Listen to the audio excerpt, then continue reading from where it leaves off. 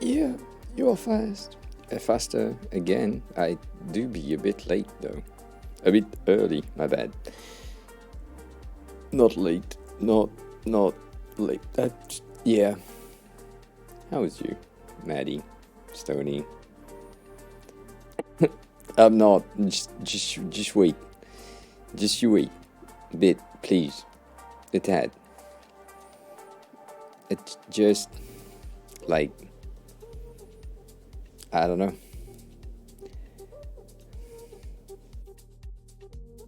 The guy wants to know how to make a color layer. Yeah, I get it. Oh my god. Yeah, how are you both though? I mean, how is the day starting? I guess Stony, and how is the day going?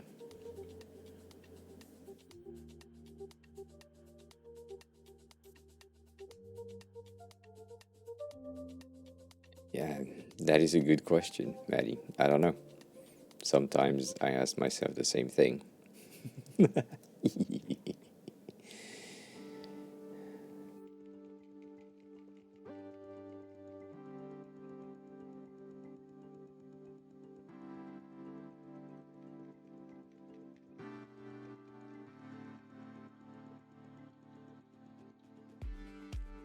All right, I is dead. I is so dead.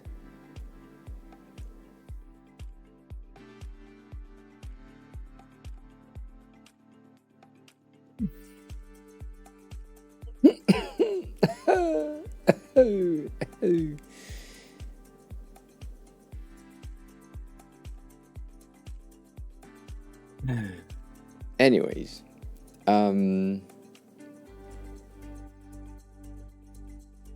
yeah, I mean that's usually the case, right? We usually have the notification a tad bit later. I think my stream notification on Discord. Does that work? Did I plug that? Yeah, I did. Hi, that's my face. And you got ads.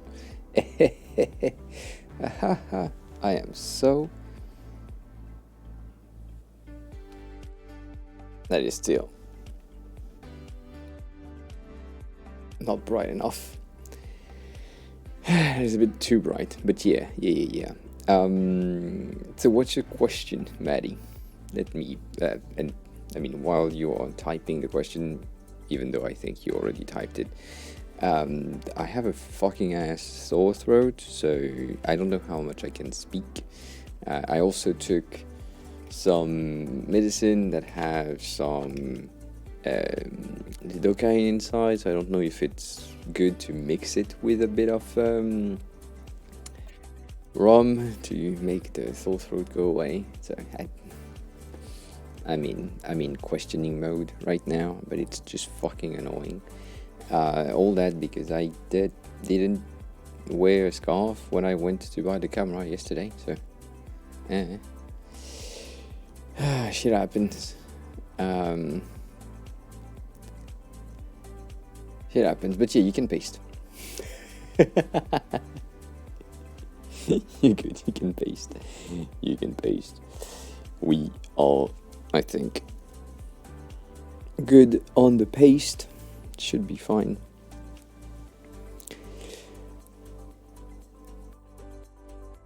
On your camera? That's an easy thing to do, though. It's extremely easy. Depends on what you want to have as a. Yeah, that's. I mean, you just need to have. Telmic, hi, welcome on in. I need to ask you something. How do I pronounce your name? Is it Telmic, Selmic, Antoine? What do you prefer? What do you like? Tell me. I mean, Antoine is a bit too out there for people to know who I'm talking to. So, I guess Telmec, because the S seems like a silent thing, but I'm probably wrong. So, Help me. Aha. Yeah, that's that. Yeah, very French of you. All right, all right. Yes, please, Maddie. Send me a link. Send a link or a thing. You want to have a parallax effect on an entire scene. Yeah, links are safe. Links are absolutely safe. Interesting.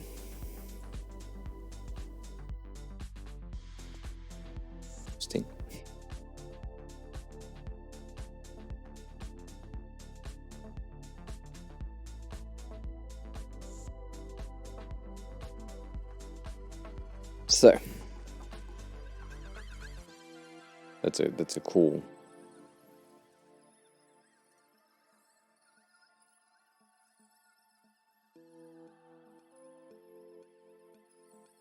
Details. I need details.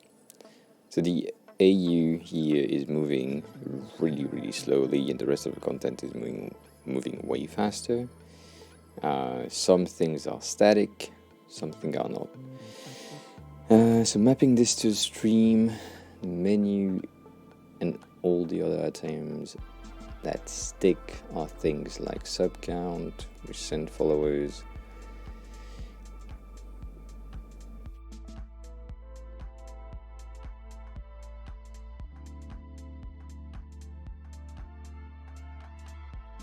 You want your camera to move across? Like for real, for real?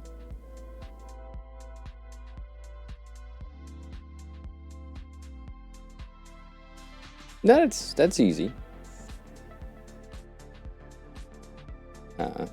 I don't. So, Antoine, I don't prefer, as I said, because it's. I mean, if I call you Antoine, and then, I mean, even with the French English accent, right? Whatever, no one knows who I'm talking to in chat, and that's complicated. I mean, complicated. Like, it could be confusing for some people. So, Telmec is easier in a way. So camera screen, everything is one giant massive horizontal strips. Yeah, that's it. The thing is, you just need that. Let me start OBS here because it will be an option.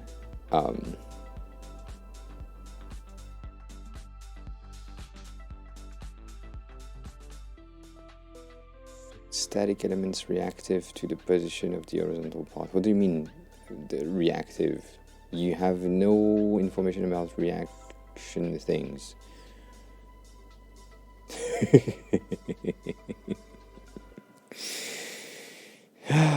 This man.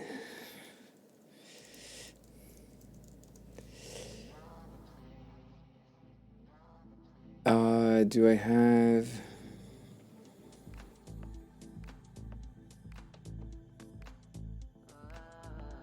I don't know if I have that.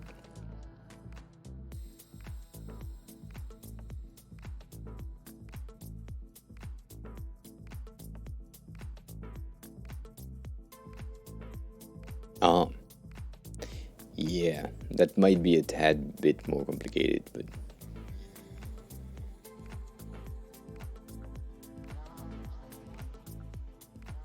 it should be an option. It should be a thing. Anyways,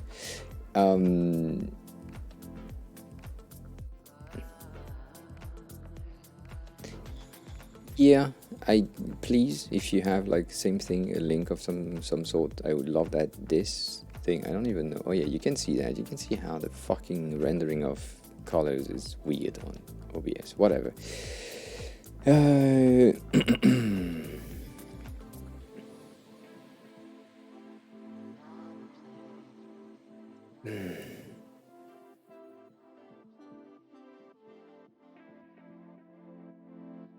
Yeah, let's use that for now. Let's use that for now because we don't need. So that's your background. really UI designer of me. And then what I would love to have is your camera. Let's just do 2 because 2 is easier in a way. Thank you for that. I'll check that out. Let's do another image. Yeah, save, shut the fuck up. With my skull as the camera, right? And so here, what I want to do,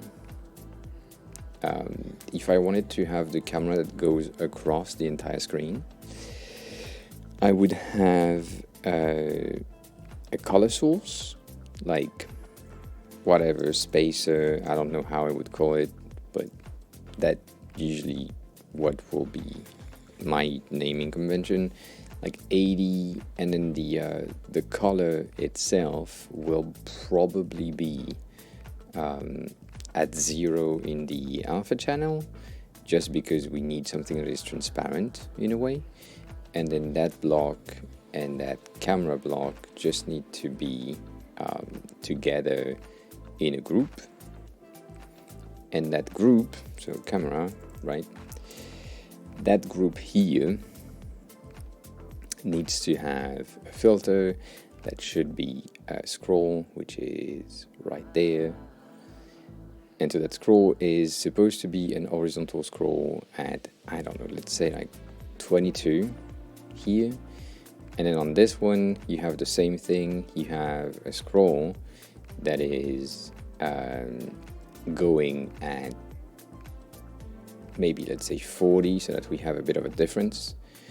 And so basically what's happening is that my camera is going to arrive from the other side with the scroll, and my background is moving faster. And so technically it should be the opposite, because the background should move slower than the foreground, but whatever. Proof of concept. With that spacer thingy on the right side, you get enough value space.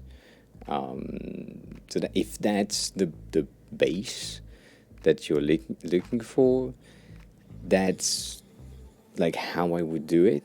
So getting each of the elements with the amount of space that they need to move for, and then the closer to you, the viewer, the shorter the distance. So right here it's a bit of a mistakes, as I said. That thing here needs to be like basically at 10,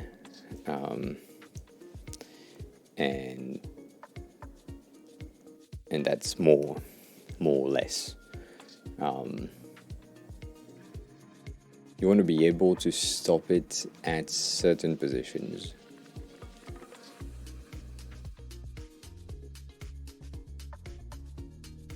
Can't be continuous. So yeah. So basically what you need is the starting point and the ending point. That's it. You don't need more than that.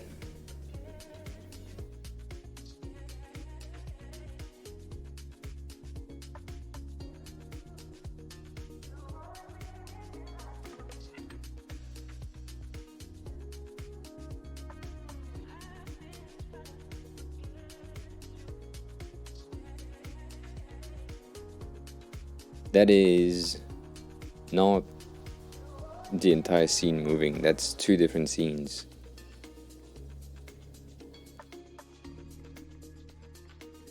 These are scenes that have a slide transition added to them. So they just basically slide together. But that's a lot of computing powers. That is a lot of computing power to make sure. Denny, hi, welcome on in. Hugo, hi, welcome on in. How are you? How have you been? It's been a while. So let me read the thing that you said, right?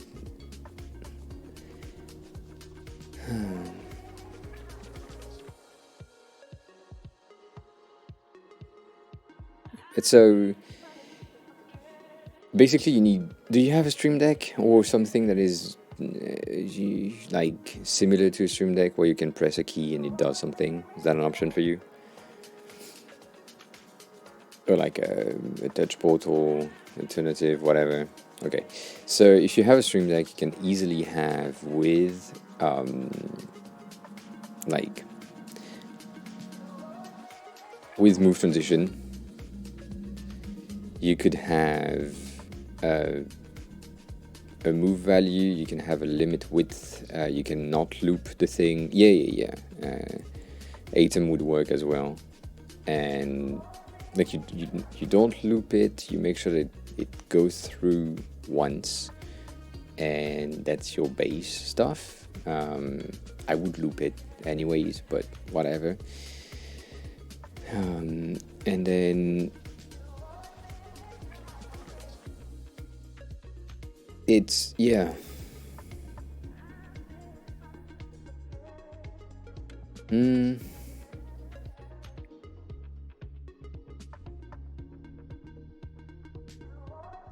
Right, that's 500. 500 is a lot faster. But yeah, no, basically with move transition, you should be able to have like a move value, which from here you define the filter, which is the scroll filter, with the settings that you need to have. And then from there, you just say, I want my filter to be, I don't know, 32 at that point. And the start delay, you don't really give a shit about that. And then the start trigger is when enable. So that means that it just, when you enable it, it will go slower. And then you can have something that reverts it. And if you make sure that your scroll is non-looping, then you should be good, technically speaking. But yeah.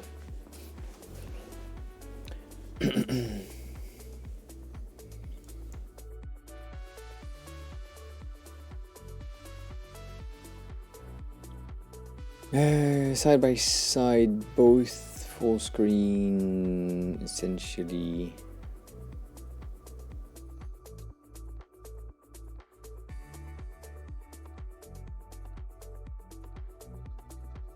I get it. Fruit is high.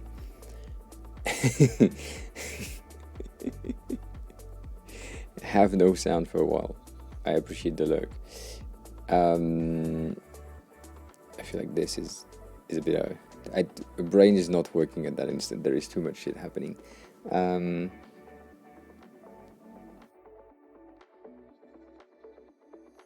no, you can't do that yet. You can't export SVG animation, sadly. It is...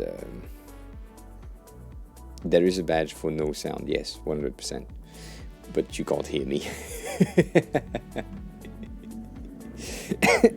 Oh fuck, my bad. I'm so dead. Danny, thanks a lot for the watch streak. That is new.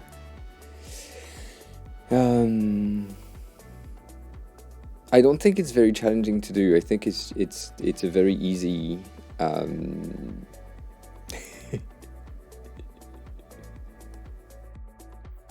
easy thing to achieve. But don't go when I'm trying to find a solution.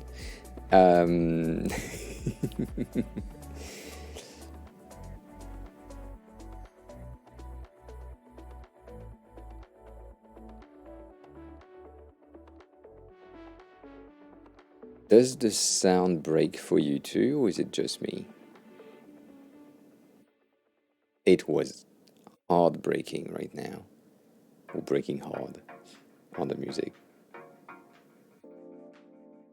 I never know if it's like a me thing or an OBS thing. Whatever. you want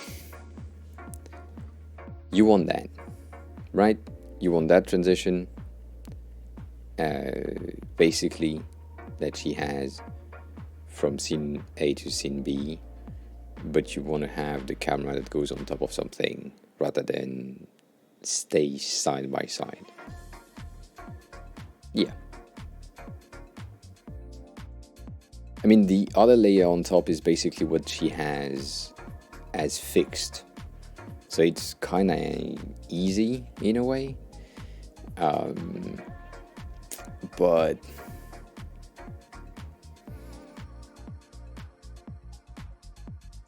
like here,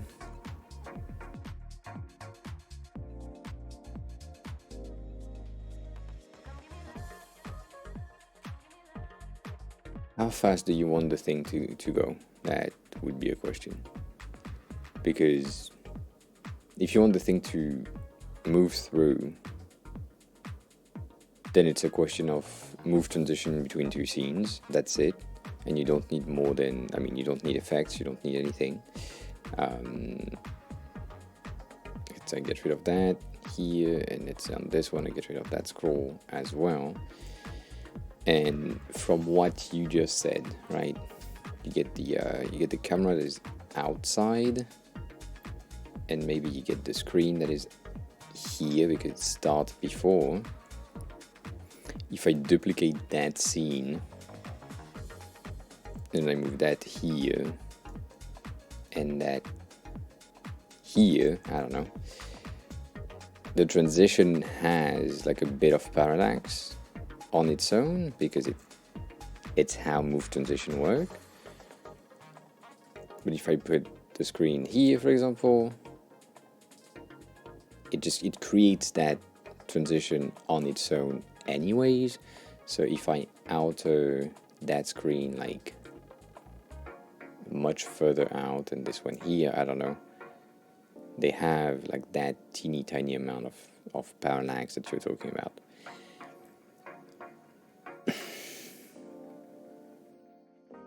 It like easy-ish, but and that way you can have like a bit of a back and forth with the same reverted transition rather than a looping option.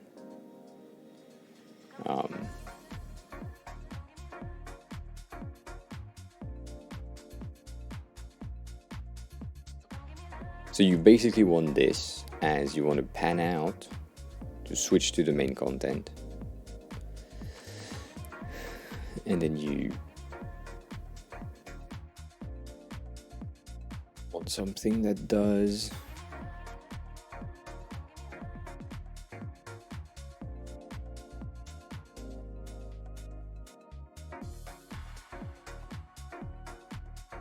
I mean, it's not a loop. Like right now, it's parallax. They are both sliding at a different pace because they come from a different point.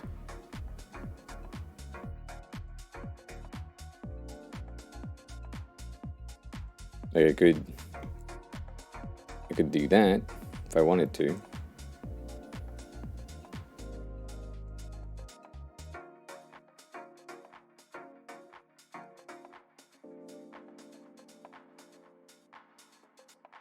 Then you need a third point. That's it. So you duplicate this one, and let's say maybe the next one is. I mean, right now we have a bit of a weird thing going on.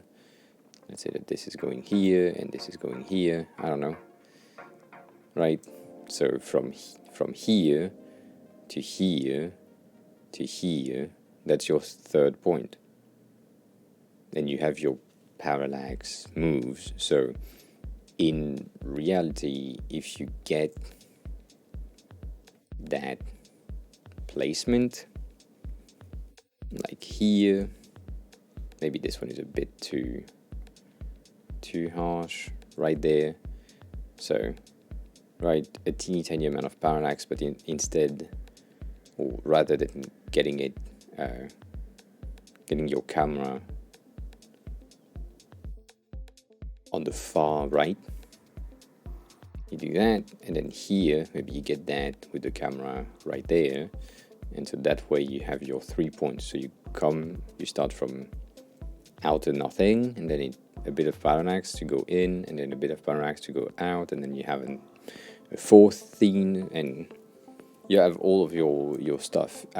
As I said multiple times, right, there is nothing that I haven't had an idea of and couldn't recreate in OBS directly with either nested scenes or mirrors or whatever. So if you define it properly, I can 100% find a solution. With all the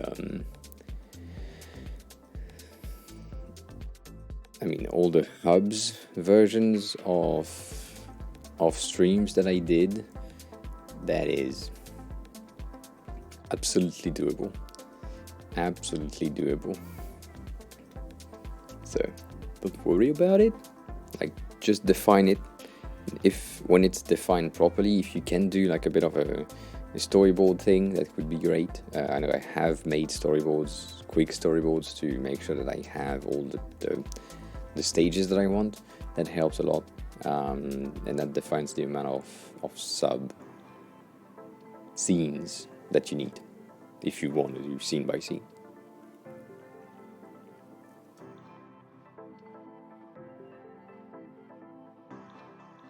And also move transition right now on the thing that I did is doing ease in and out type of animation.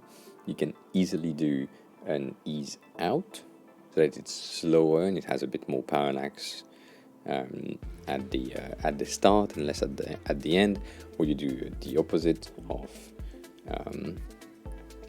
a bit of parallax in the beginning and then just snap together both or every layers. So yeah, I'm trying to read chat. I'm kind of dying, but it's fine. It's just so fucking annoying that I had to die today, but also it's good. It is good that I'm dying today, though.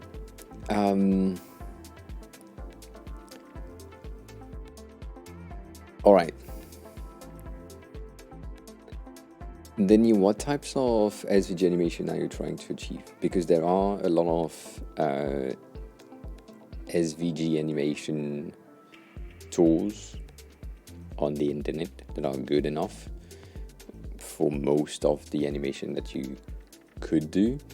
The other things is to just learn how to do SVG animations in code, because it's not that complicated. But yeah.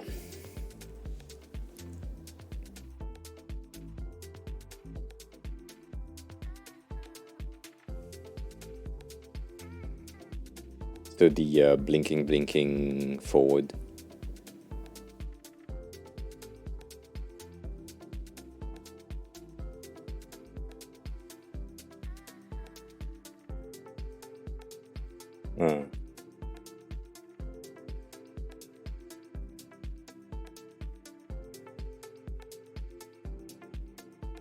I wouldn't recommend it to be animated in the SVG itself, because it will have a looping animation, if I remember correctly. I mean, you can not loop it, but then the restart is annoying. So I would animate that in CSS directly, because that would be faster.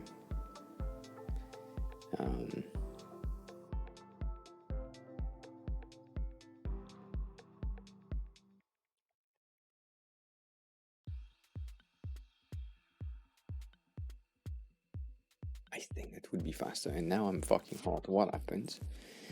What the fuck? I don't know. I do not know. Anyways,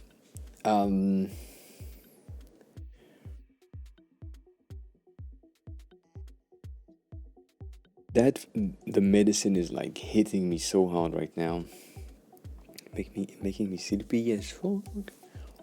It would be perfect if we can have the SVG animate itself.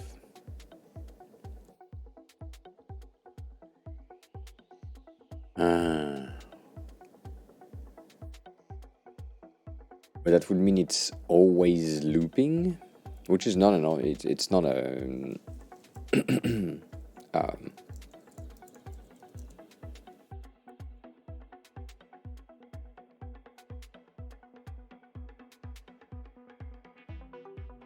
It's not like an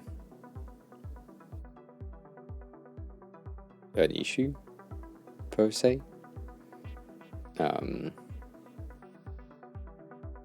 But you have these.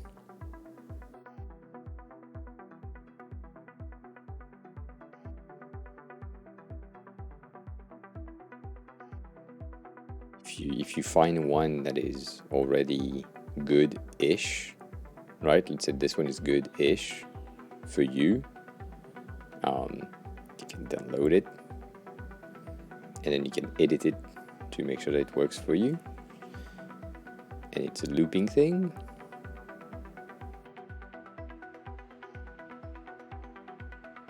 Guess that's enough.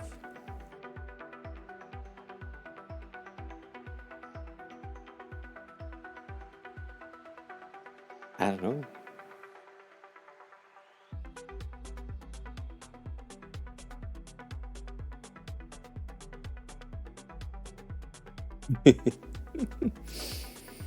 I mean, if that speaks to you,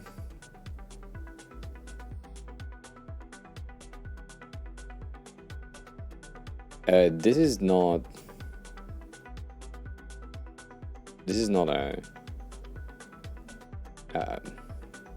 a GIF, whatever. You can easily just go in there, find the SVG, have the transform thingy, and copy paste that. Oh yeah. But I mean, you have the code. You can extract whatever the fuck you want from here, and that should be fine. And when you go download, I think you have the options to get the base.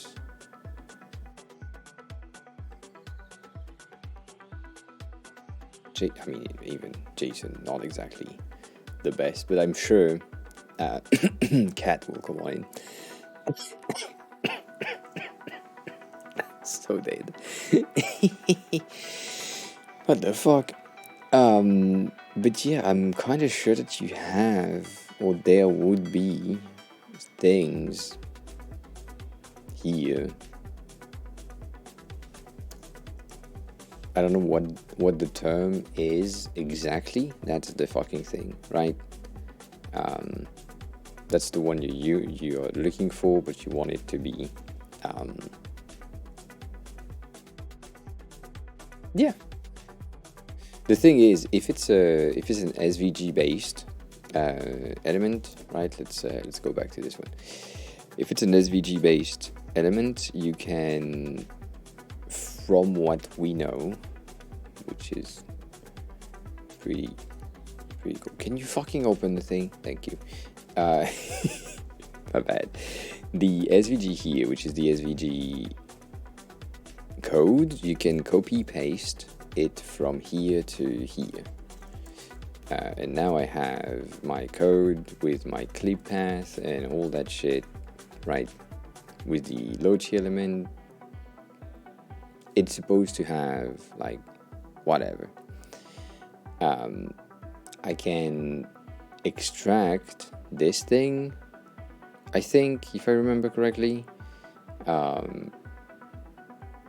with no issues.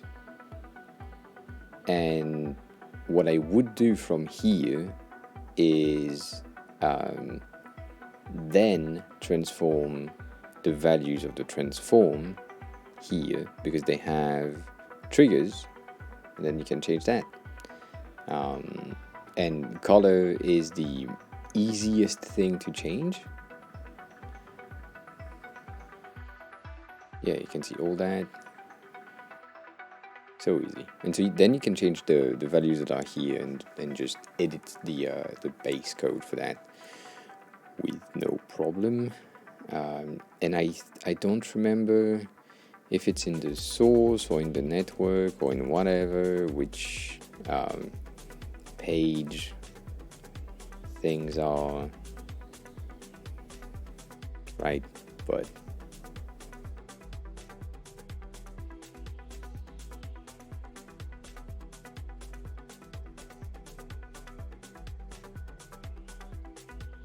but if that is too unethical for you to just go into something that is supposed to be paid and download the SVG code directly from the website, you can just look at the code itself, look at how it has been written, and then just recreate that by rewriting the same code. That is not really an issue. But I don't know. Right now we are looking at icon 8. I know that a lot of other like options exist. This thing, I do remember that. This thing is an option to create animated SVGs in your browser, if I remember correctly, and it has a free tier. That's always good.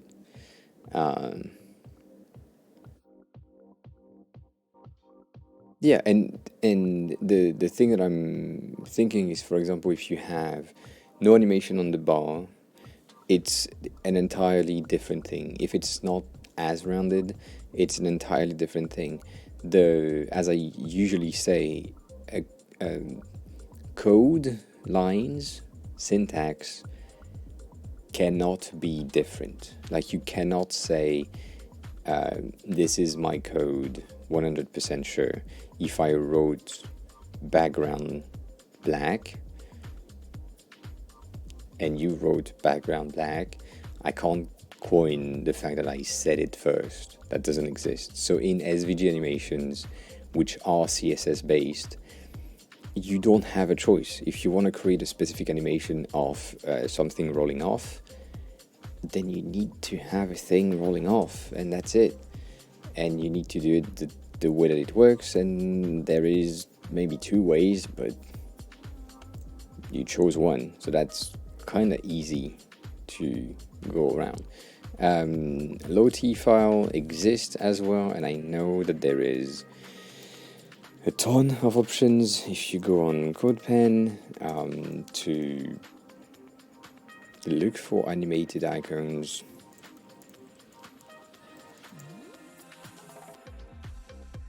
I'm almost sure that if you look at the things that are in here, there will be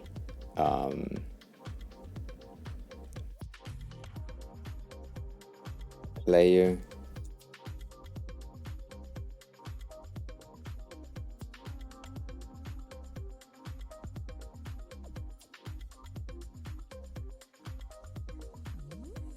like media player icons, all that. No, I know that. But Lodi can technically export an animated SVG without the content behind it, if I remember correctly. But yeah, right. I mean, I'm almost certain that there is someone somewhere in CodePen that created something that is what you're looking for, and if not, I'm sure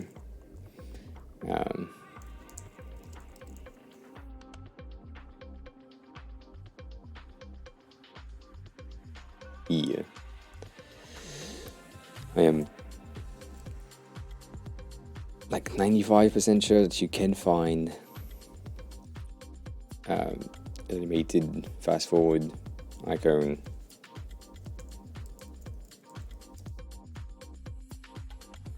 somewhere.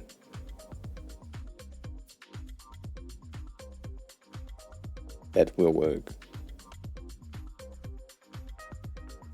And right now we're looking at the preview, so sometimes they don't, sometimes they do. This one is a PNG, but they say PNG SVG file. I don't think it's a real thing. Sounds weird, at least. But they might have something. I don't know, right?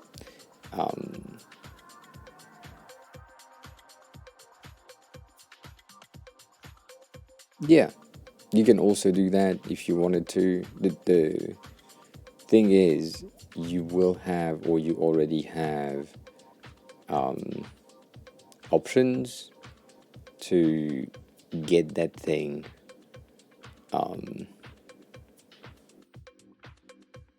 working. I mean, Groovebox BJ is now following. Do you have sound for the alert that I don't have yet, but I think Stream Element is just late? Groovebox, thanks a lot for the follow. You heard it? I didn't. Good. Shut the fuck. But welcome on in. How are you? Who are you? How did you find the stream?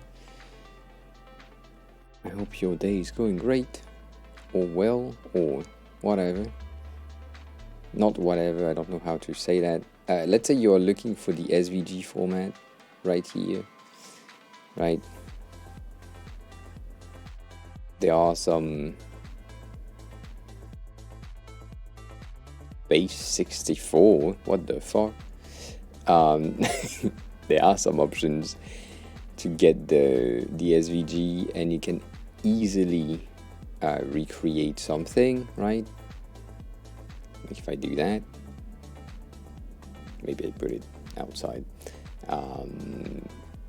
Guy from Belgium, hi. Well, welcome on in.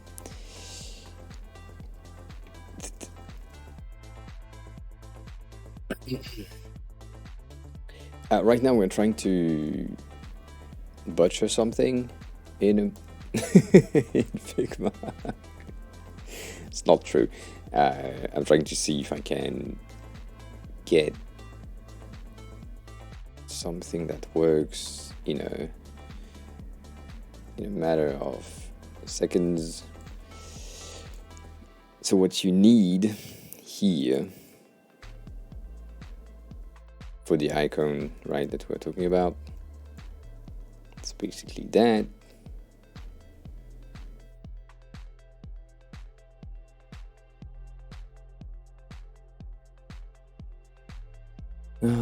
So let's do white here. Let's do white here as well.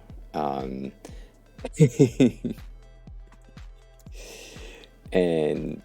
what needs to happen on that thing? I did 169, which is a dumb move on my side, but that's okay. I don't mind. Right, 170. Center 8 as well. Let's make that a tad smaller for some reason. I don't know. The way that would work, you have your frame right here. Let's add like a fill of red so that it's visible. The way that it needs to work and how the animation works on the icon 8 thing is this. You have one play button, tiny triangle on the side that is outside of the frame, and then what happens is basically these two things are moving together, and then this one is replacing this one. There is like a mask right in the center that showcase just one at a time. If we need a fast forward animation, it is basically these two things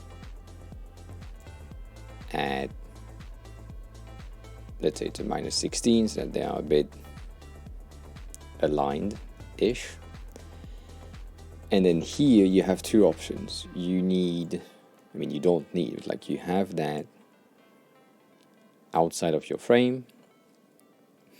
And then you can have this one starts to go in, and then at this point, this one is following, and it goes outer. And at the same time, you get this that start in, right? And so these are just transitions in CSS. And so you just need to name your triangles the right way, and you should be good. And making sure that the endpoint of these two triangles is exactly the same as these ones. So in order for you to make sure that that is the case, and also to like ease your animation process in creating the animation itself, doing the animation in Figma with the frames, basically.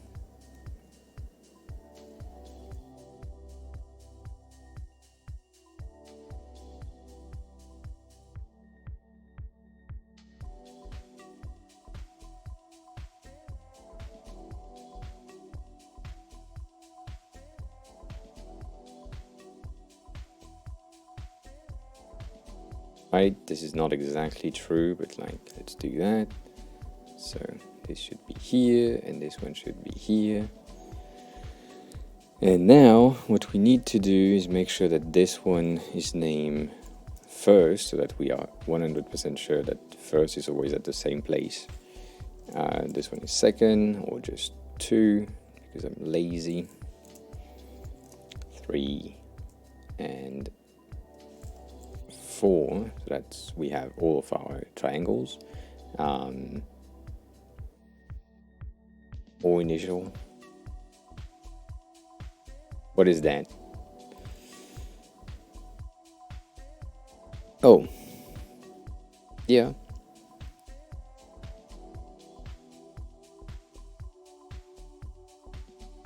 Good work. Could be a thing. And then you just have this. Right, you create your fake animation here. Then they are all not on click, but after delay of 0 with smart animate, probably with a gentle bounce. And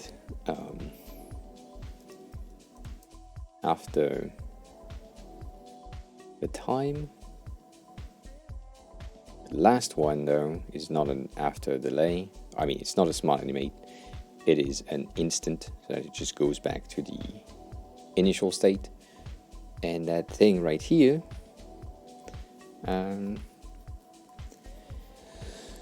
let's see.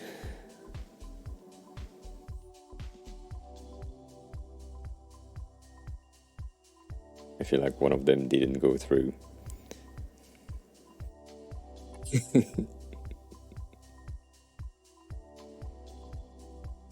My bad. I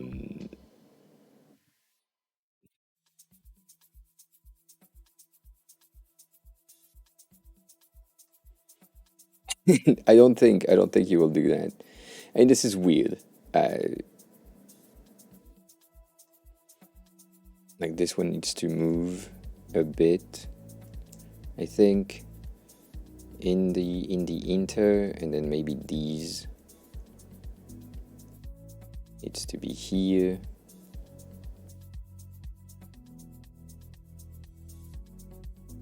That bouncy thing is a bit too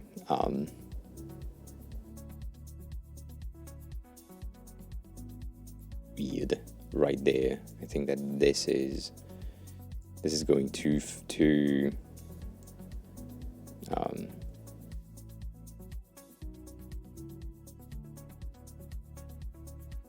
not enough. Does that make sense? Does it make sense?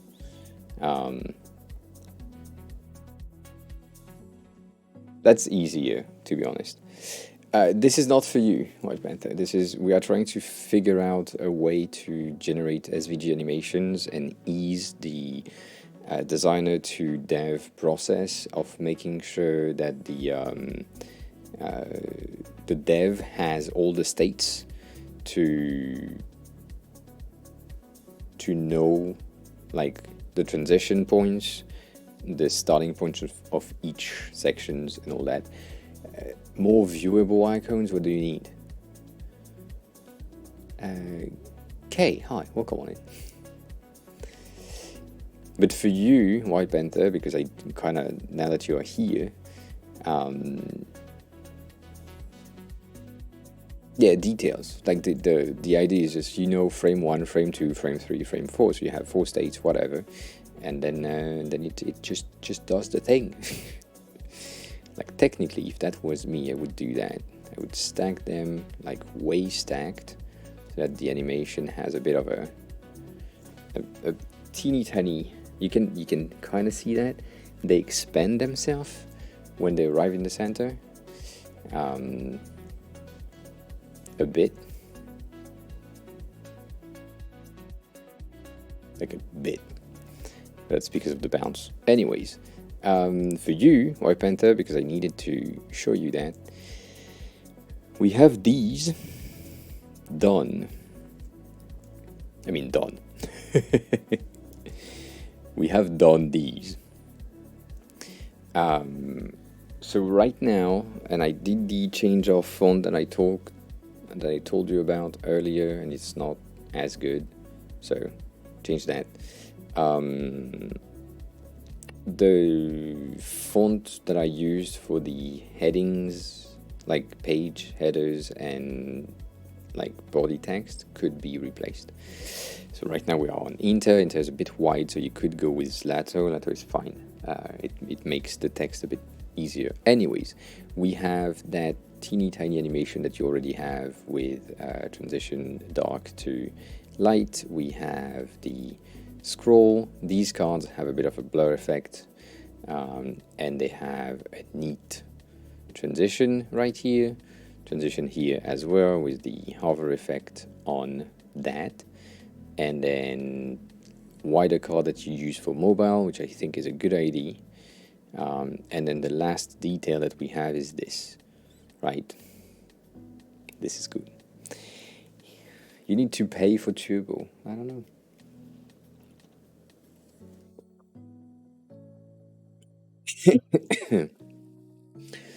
You need to pay for Turbo.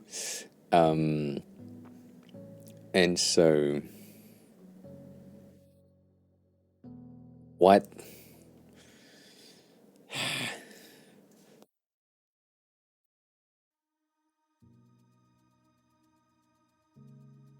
I see.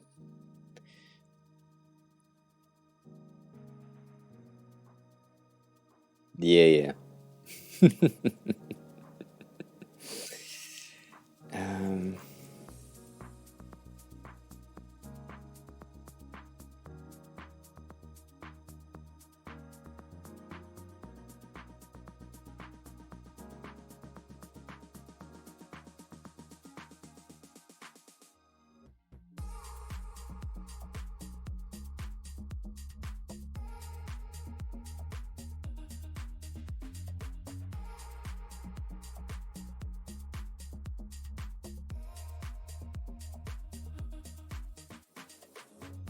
Yeah, I don't know.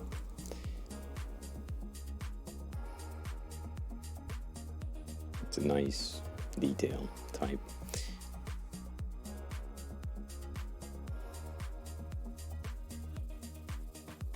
Whatever.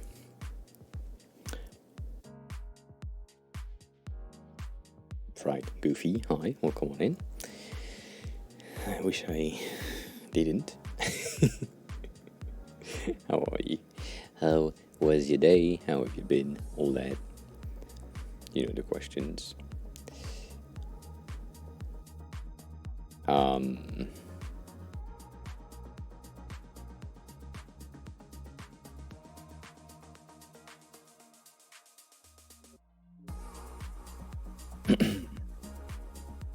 some things don't work.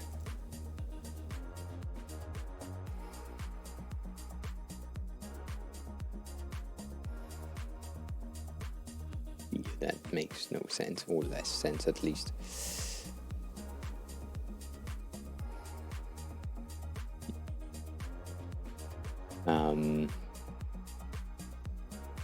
Only starts, damn. Well, that's good. I mean, that's good. That's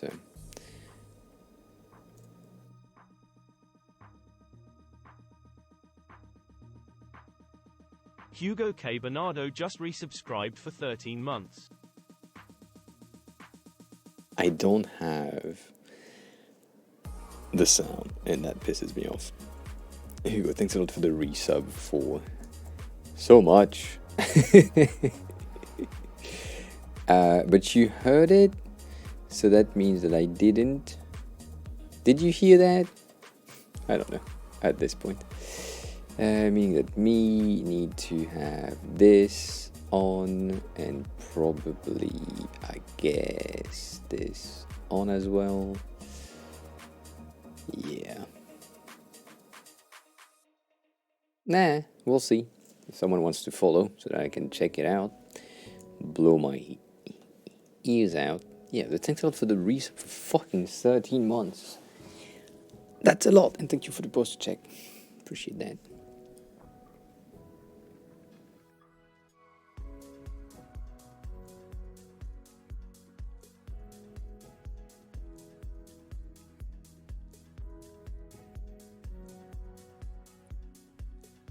Yeah, I don't know how you manage that, but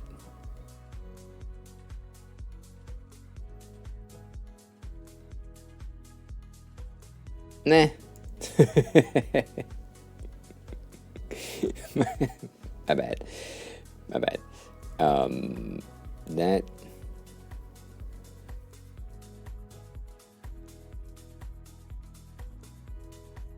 The fuck? Yeah. You know what? I guess it needs to be like a bit bigger. And we could go with these. Like to make them like to emphasize on it a bit more, that it's more visible. But also I don't like that as a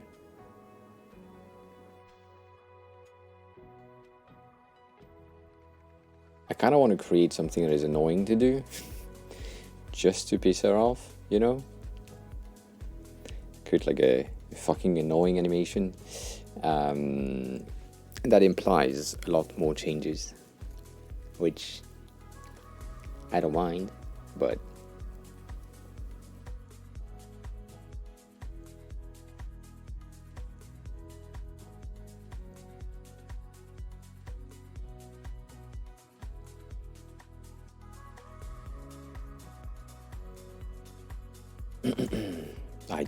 I just had a fucking idea. Maybe, we'll see. Anyways, Denny, going back to what we were saying here, before that happens, the main thing that I have here is with Figma, you get the location, like the positioning of each base SVG. So as soon as I do that and I export that frame one as like exporting that as an SVG, and that's it, that's done. It's called frame one. It's in my desktop because I don't want anything that is organized here. And then I find the frame one.svg. I open that with VS Code. So far so good. I have this, and what I know from what we did earlier is you need like a new markup that is the transform, and then you need the whatever values animation that you want in there. And you have 4 paths, so you have your path that is called fill white, whatever, all that shit. that have specific names, and maybe you can add a class, or I forgot how it's done, to be honest. But you basically have your transform here, and you do your thing inside of the transform element based on the path, whatever, I forgot. And with that, you know that your points need to change based on these values. So that's a very easy thing, you know, that from frame 1 to frame 2, your path number 1 is going from 129 to 308.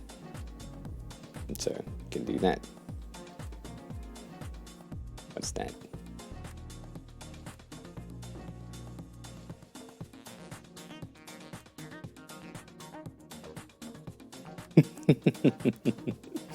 No. I mean, yes, not for me, but yes. Do that. Not right now, because I don't give a shit, but yeah.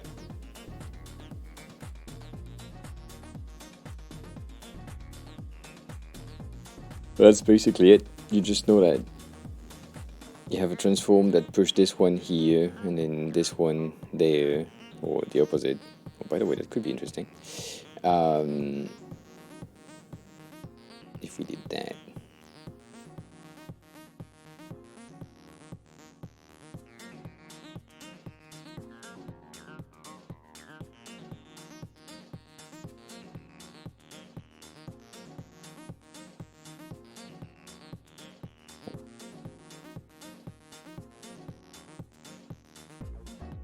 Yeah, that's an interesting behavior.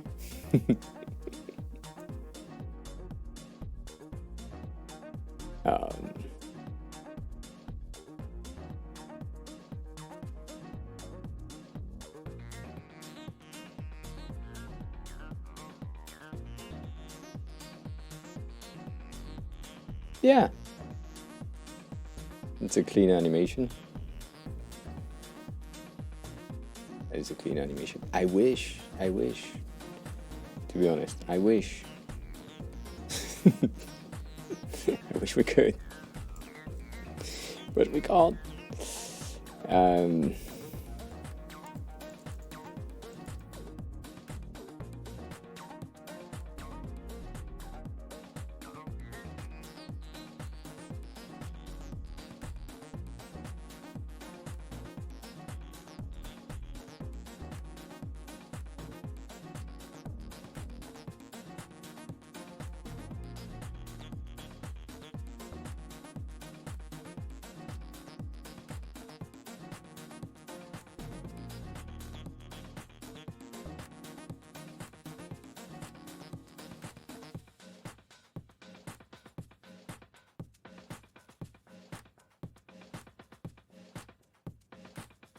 I don't know what that meant, but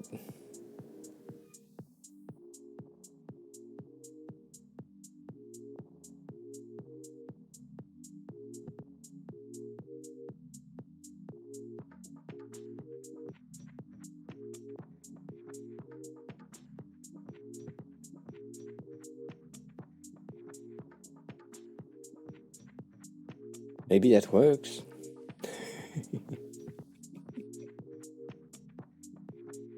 And it's only visible for 3 seconds max, so I need to show more icon.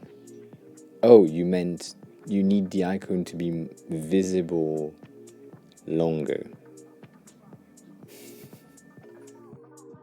Yeah, that's an option. Like right here, I have an after delay of 1 millisecond. You can have after a delay of 800 millisecond, and that basically does that.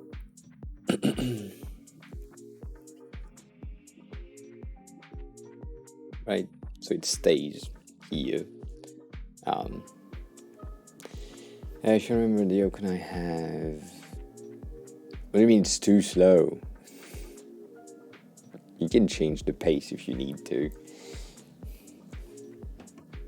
can't do shit. It does. But you already have an animated thing anyways, so don't need that.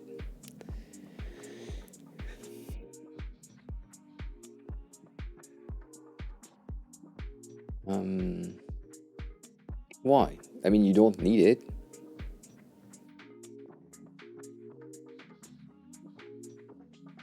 You have an animation already, and I sent you an animated version that is already animated.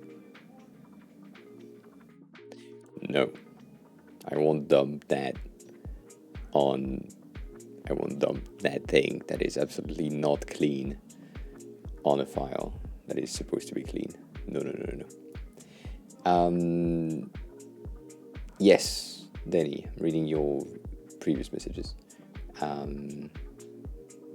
It's not a start, you already have it. Your start, your thing right here is better already. Like your play thing, when you have the this is better already. That animation, it's good. Kane, hi, welcome on in. You don't need to revamp it, Stony. There is no need for that. Yeah, it's enough. It showcased that it's going forward because you have a bit of a habit of needing animation to make sense and be visible. This is way visible, so you're good. You don't need more. Yes, Kane. Did you open a ticket for that?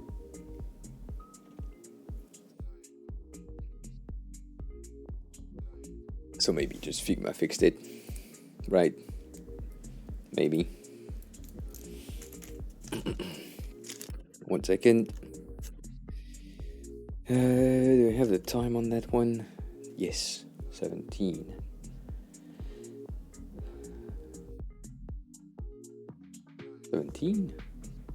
Okay, interesting. Let's click that.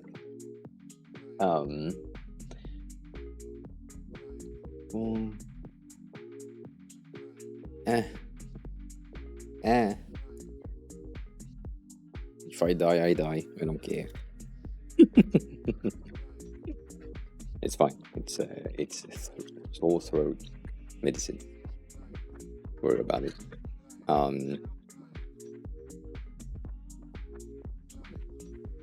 Because the VPN that I use is for porn usually, and not for you, so it's not true. No issue. I don't know.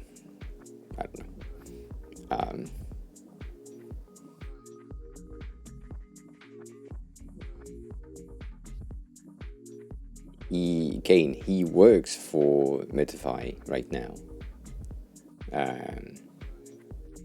He got out of Meta Lab, and now he's at Metafy. That's what happened. And he started like 2 weeks ago, or 3 weeks ago, I forgot. So that's, yeah. And basically the latest reel that they have with the shiny sparkly button is, he made that, and then now he added this in a badge icon saying that this is a new feature. So yeah, it exists. Yeah, I have an issue with that card still do.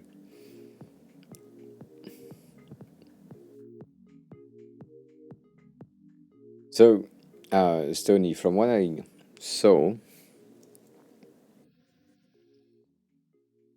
from home to libraries, you're using Bounce, Elastic. From home to music, you are not.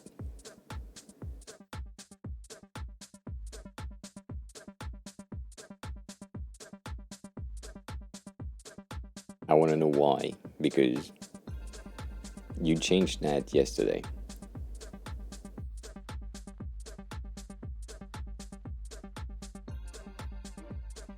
And Kane, yes, me too. I should.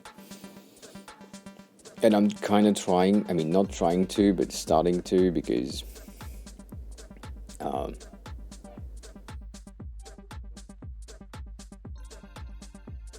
that makes sense.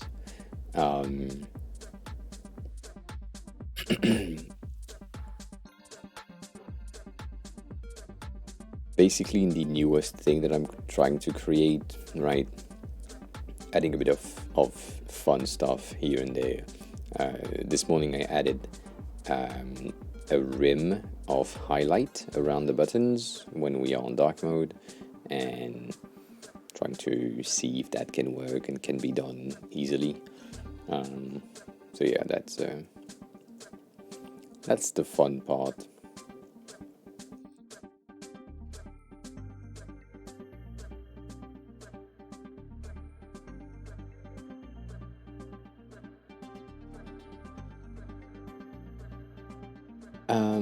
What did I say about the bounce? I said from home to library you have elastic and bounce. From home to music you do not in the main card, and I wanted to know why, because yesterday we talked about changing the animation everywhere, and you said it's one value to be changed in 3 places.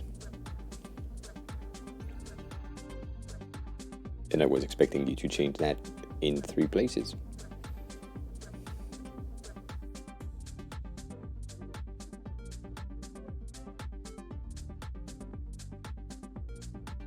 But you are animating anyways. You have the animation.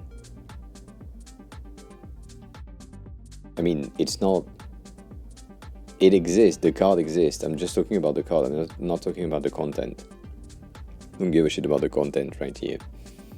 Neither the sidebar. The thing that we said yesterday was get rid of the bounce to get something that is more natural in terms of transition, and you did that on music, but not on the other 2. So I'm asking myself why, and at the same time I'm asking you why.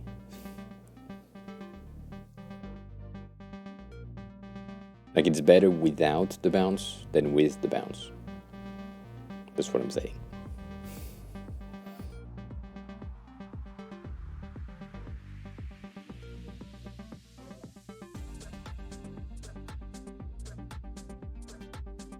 No.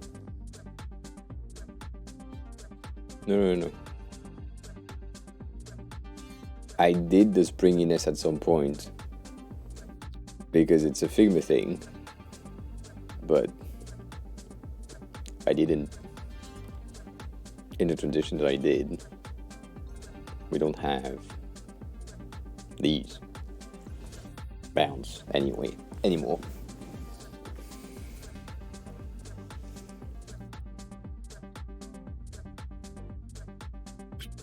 The reason why I don't want them now also is because you want your animation to be way too fast.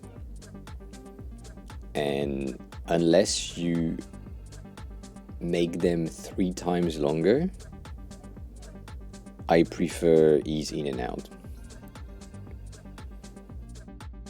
Like, if you make that bounce 800 milliseconds, I'm fine with it. But if you keep it at like 250, nah.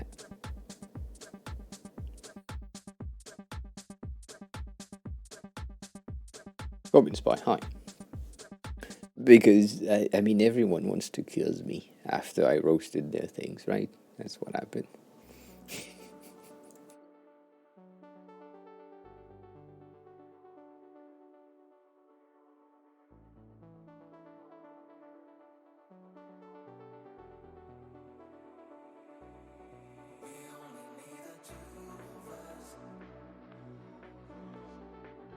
Set it to ease in and out. Flat, no bounce.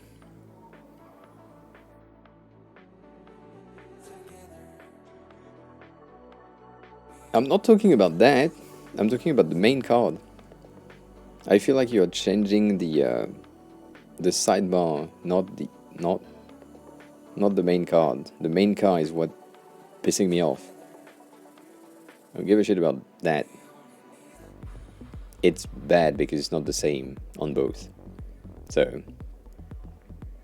if you can't animate from home to music, because as you said, and I agree with you, because it doesn't exist, they need to load, then this type of animation needs to be the same from here to here. We need to have the icons and then the text, or the entirety of the sidebar sliding in at once. Like it's a U limitation thing that makes me rethink the animation.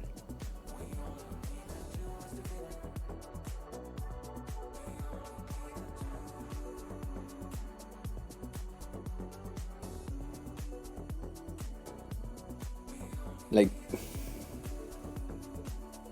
okay,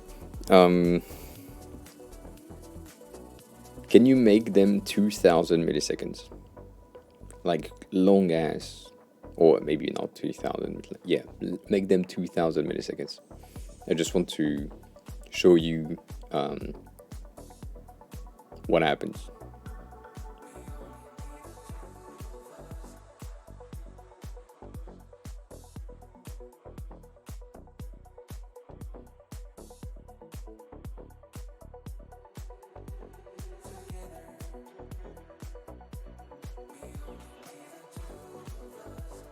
Do I need to reload things here or not?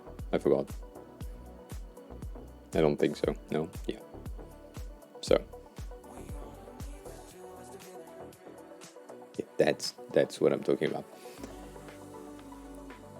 Your card transition, main content card transition, is not 2000 right here.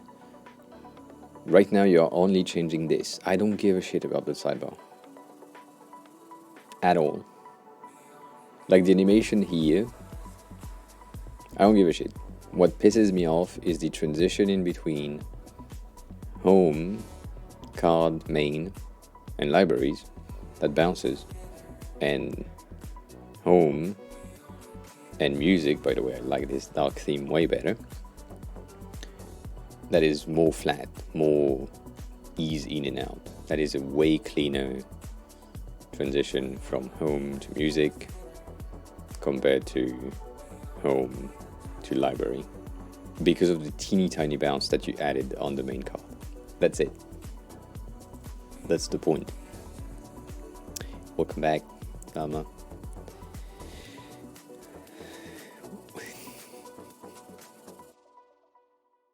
So you can go back to like 420 on the page name if you want to, but main issues here. Main content.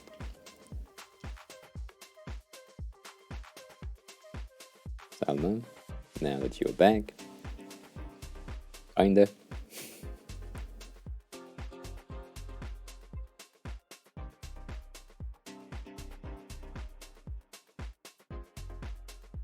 We have this. We have this. We have a classic transition, right? With a bit of an animation on the icon that you already didn't do, but you did the basic swap. That's good.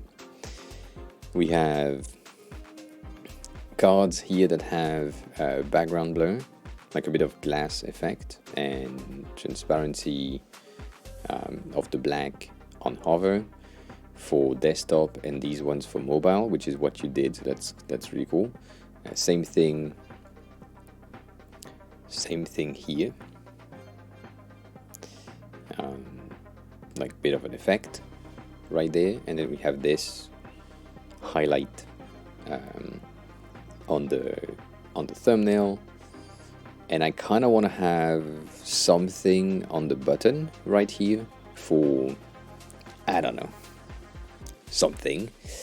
And yes, there is a bit of a transparency thing here. We are using we're using the white at 40% for now, and the black at, I think, 40% as well. It could be a bit stronger in the black side, just because of contrast ratio. But if it's easier to just get the same value, get the same value. The thing that I was about to potentially propose in a way is to move away from Inter and use Lato, even though it's an overused or currently overused font. Lato has a good thing about the title, making it a bit more squished and potentially giving us like a bit more space right there. So that's why I'm thinking about it. Technically, I use Lato in caps for the header, right? Yeah, no, same. I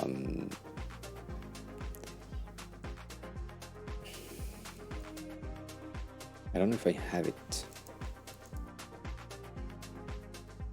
It is wide. It is wide as fuck.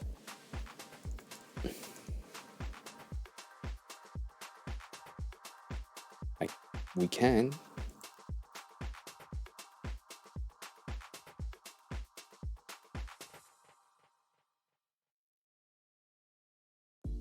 Can.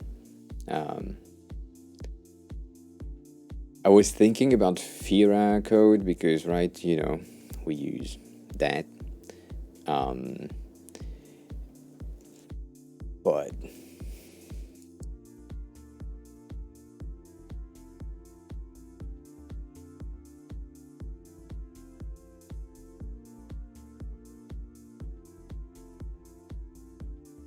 I did like the idea I had earlier that I changed, but I got rid of it because, right, that's what I do. I did that at 16 and I put that in caps in Lato, but if we do work, then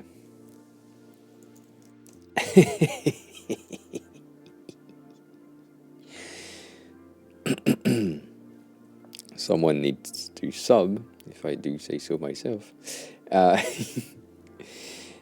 Using that bottom thing in caps in a smaller fashion is better in a way. It's not as readable in some situation, but it's fine. I do have a thing for the font that I talked about earlier, which is Superline. Sassy, hi. This is for White Panther, which is above you in chat. So Superline has this really cool effect that I kind of love.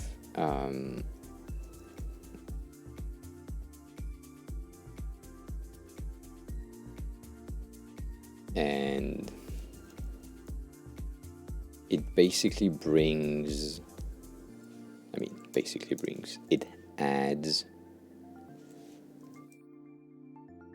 more height on that side of the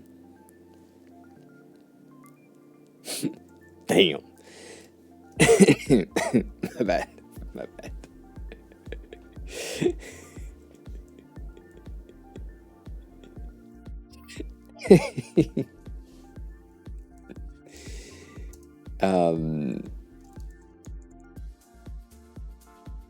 X, hi, welcome on in. How are you? Oh, now you have your badge, Robin Spy. Thanks a lot for lurking. I appreciate it.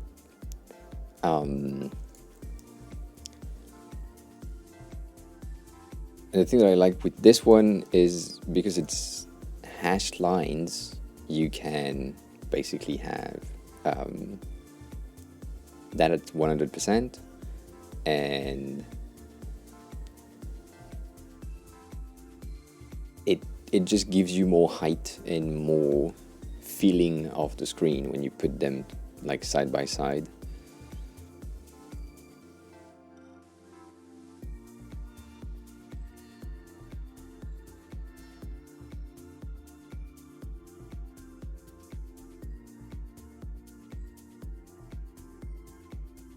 Kinda like it.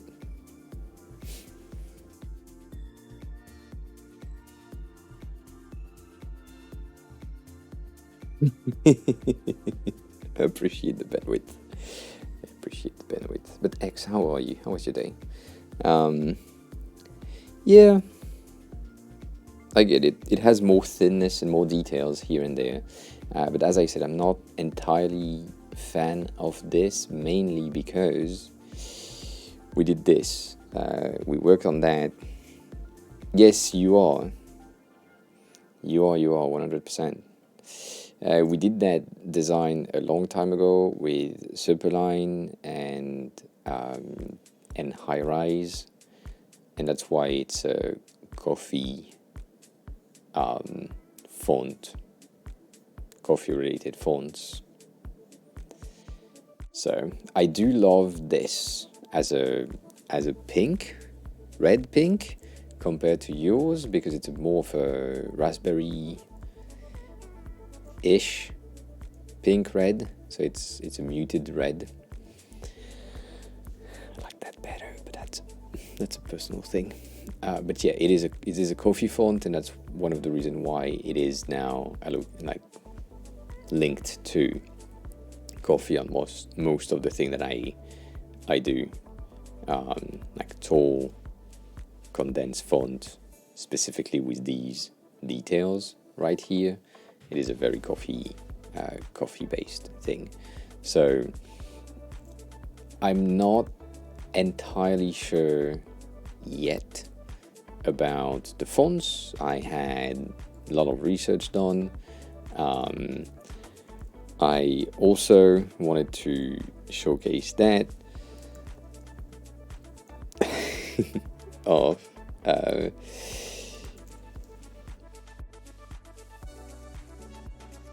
think it's on the dashboard.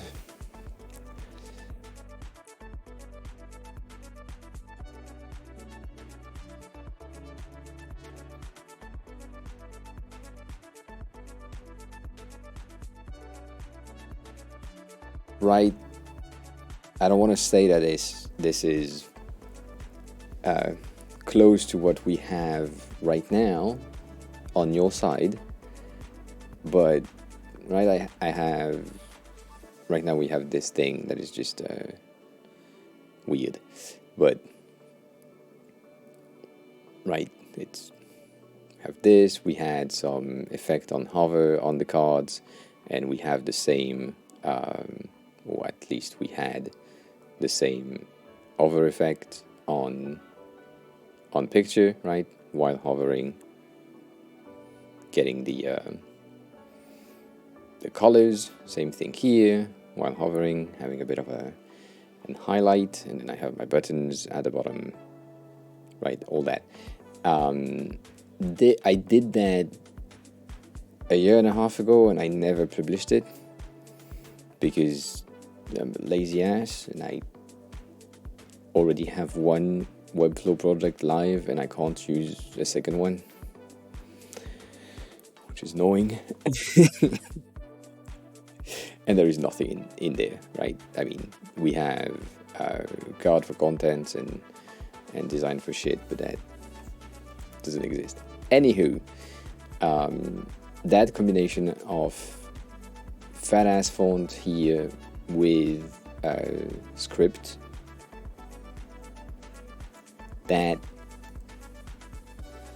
cool. We like that. And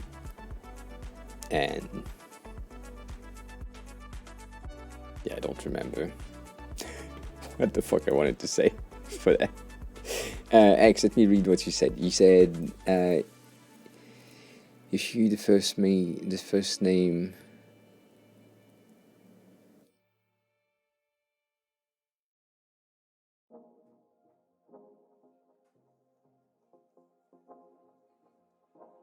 If you give the first name a color, like the yellow, the last name for readability. So the last name, in terms of readability, we are good on dark mode and light mode. It is at the limit of accessibility for the contrast ratio.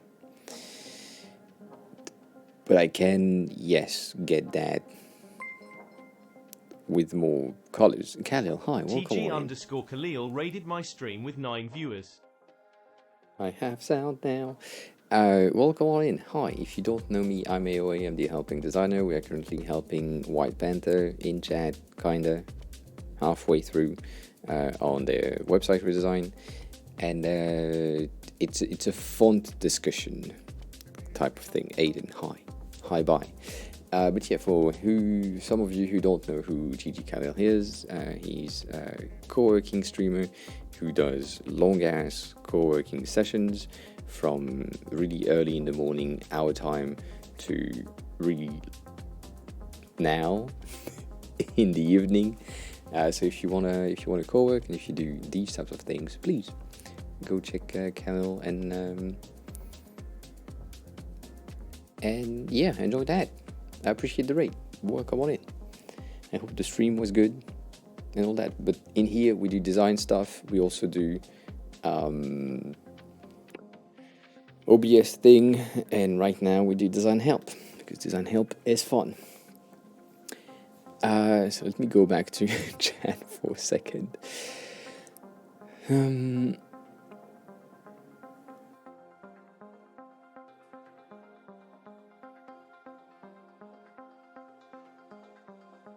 Yes, Robin's Pie, that's true. I have some. I will need the link again for the veggies things, but yeah.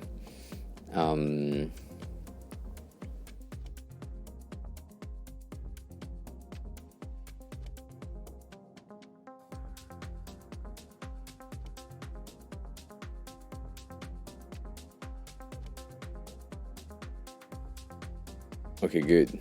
I see things. I read things. We were not. No, so White Panther was not here when we talked about Pengram fonts because it's not exactly our things. And it's not really. I mean, I like them, but.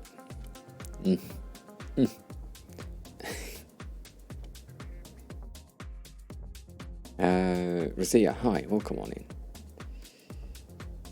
Yes, please, Robin Spy, do that. Do that. Cool. I will check it out.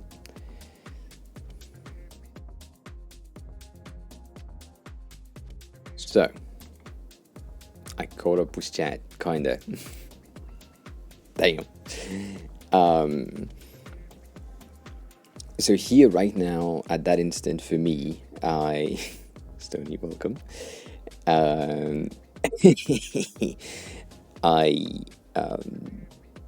I'm unsure about that specific font right here.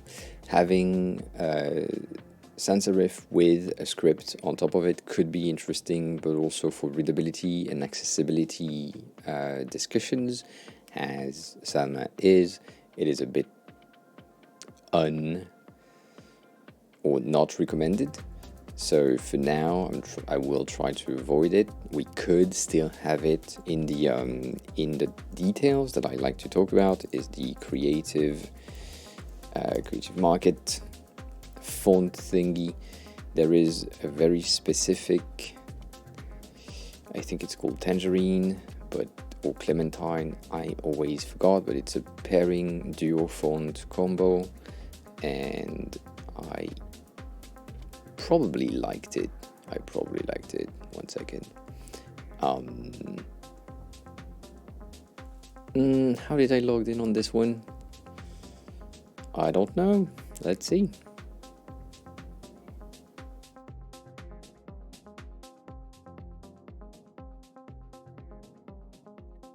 These, I knew it was tangerine type of thing. These combo fonts are really interesting, and as I always say, the creative market, like the creators of the fonts, aren't showing you how they expect you to combine their fonts and or use their fonts. So that combo could be interesting, but for accessibility and for readability, it's not good. Do you have a link to Lino Gotik, White Panther, rather than just the name?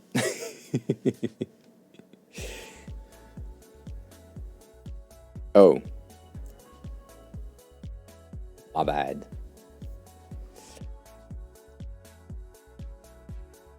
I also thought about this for you for some reason. I don't know why. It was just, I like this a lot. I like this one a lot. Let's go back.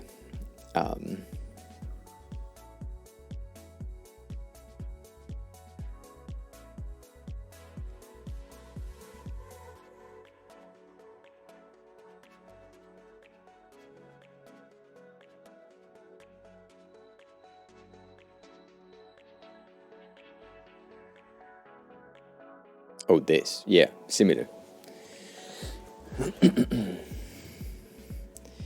The thing that I would say is that this one is probably not textured, and then you need to add the texture manually. And so in terms of oh, some of them have the texture. Okay, maybe I said nothing. I'm still in doubt though, because usually they don't have or give you the texture. Yeah, I would be more on the Atomic side because it's more fun. This one is really Steakhouse, yes. That's why the Atomic might work better, mainly because of the vibe that it has. Here you have this one. Let's go into the one that I kind of like. So Atomic giving you these things, more studio creator, uniqueness, fashion type, art related content could be really interesting. And then they give you this, which I really like personally, but I know that you didn't exactly like scribbles on the landing. That would kind of clash with the cleanness of the current layout though. But these are so cute, and I mean, if you want, I can't say no. Yeah. Then you have these ones, which are way more street based, which I like as well. But still, connoted with a lot more fashion and like music. I like this one because it's, as the name implies, timber, so more like organic in a way, and that can be really interesting. If I remember correctly, they give you some texture-ish thing in there as well, which is nice. And then this one, I like it because it's basically like the Lino Gotik thing, but with a bit of a cleaner-ish look. However, this is giving me specific vibes, and I don't want to give them to you if you don't have them yet. But if you have like a bit of a vibe coming from this, that kind of makes sense. But the same thing, they give you like a bit of outer lines, not transition, but like ornament pieces here and there. So yeah.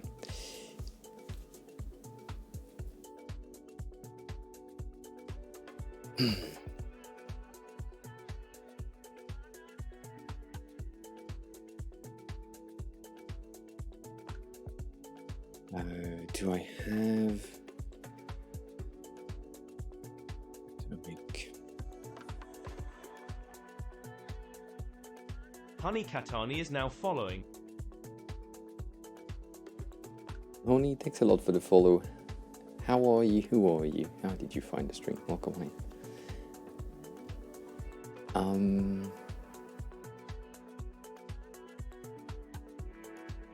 Yeah, I mean, when you start to look for fonts, you are 100% going to deep dive into things. This one as pitch. Can it fucking stop? They say it has a free version, which doesn't seem to be the case right now. But there's probably an option. I know that some of the, for example, high rise that we used right now here, this is high rise, it's a $19 license. However, if you use it on a personal, it is free, so that's pretty cool. But I have, some of them are saying that these exist as a free option, so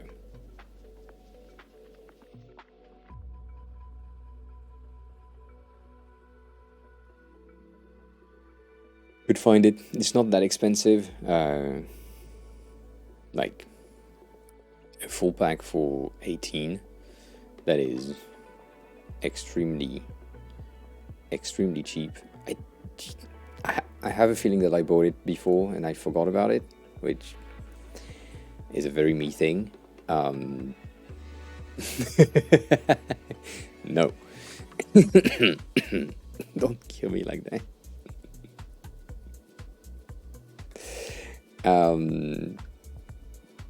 But yeah, I could like really go into a desktop based.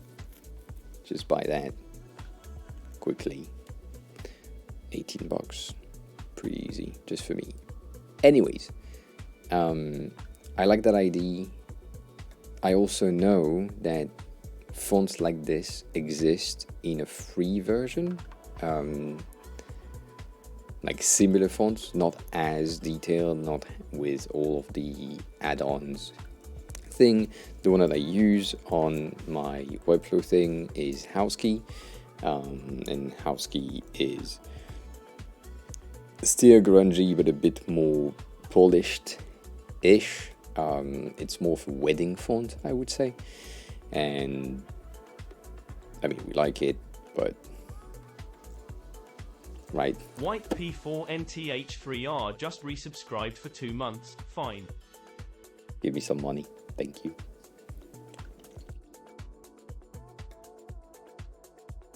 You can now spam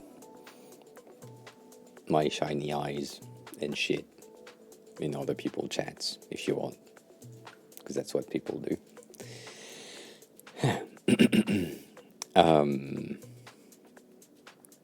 But yeah, that basically what I'm saying is there are options for you to find similar-ish fonts. I do love this one because it's pretty cool. Timber is a bit more clean.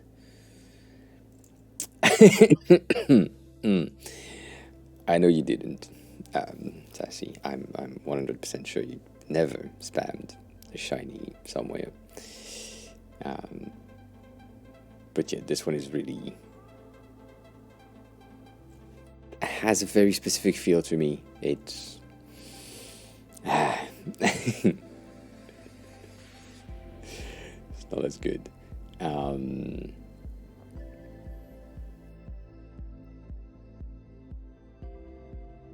But then you also have all of these, which are the newest trend, which I'm not entirely a fan of.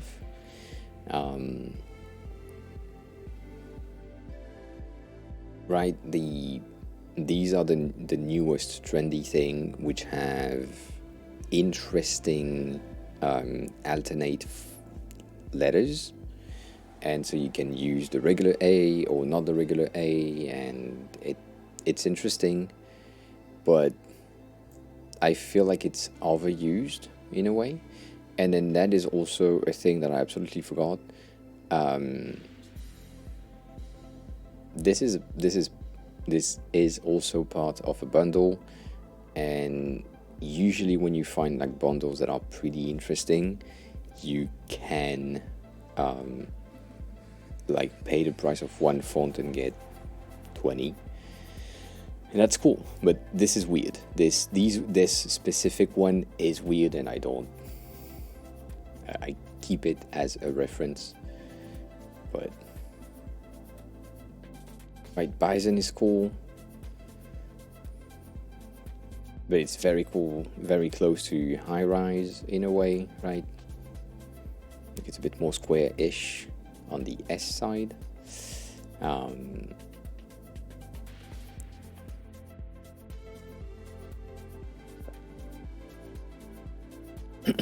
I wish it was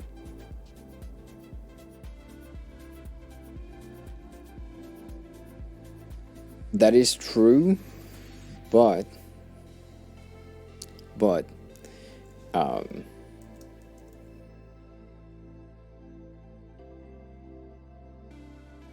you can do that. It's not necessarily what you want, but at least you can see the fonts themselves in with the letters that you will use most likely, and that's cool. But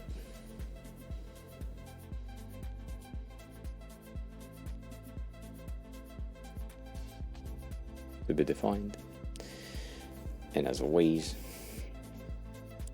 there is a small amount of pages to scroll through. Oh shit.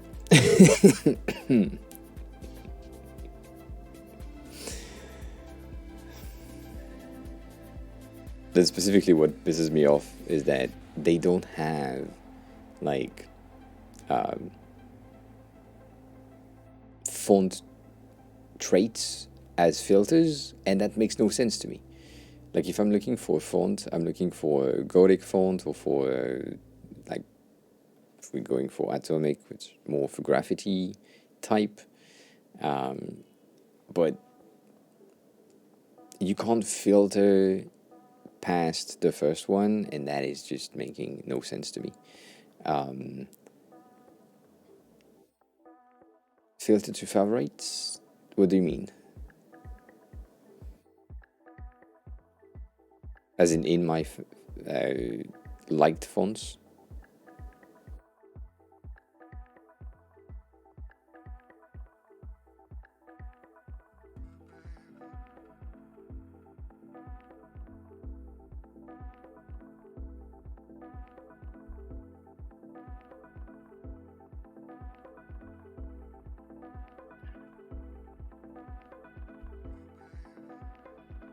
Oh, the one that I like are in the in my liked thing right here, so I can access that.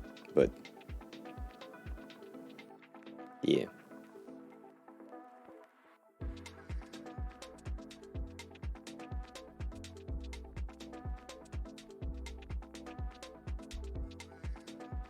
I like these pairings as well.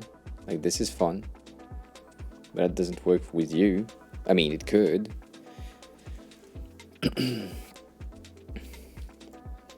We could also go with something that is bringing back some roots.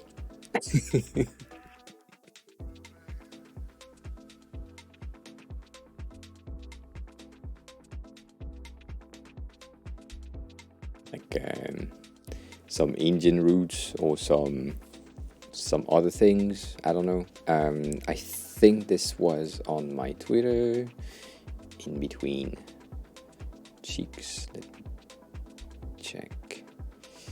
I found there was someone doing some font stuff earlier today. What is that?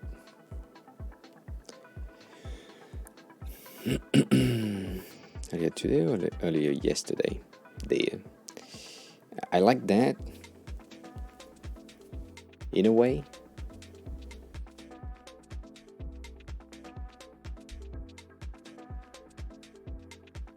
Like I like that design. It's not readable, but in terms of character, it's really interesting, and it's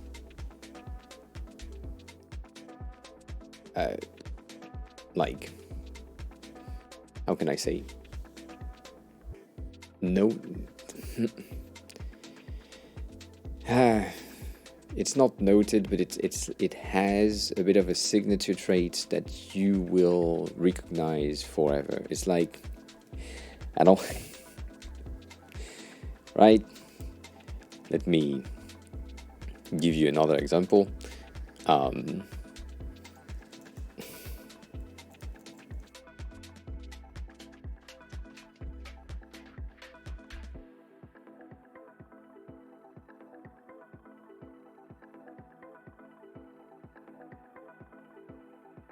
As these, even though not exactly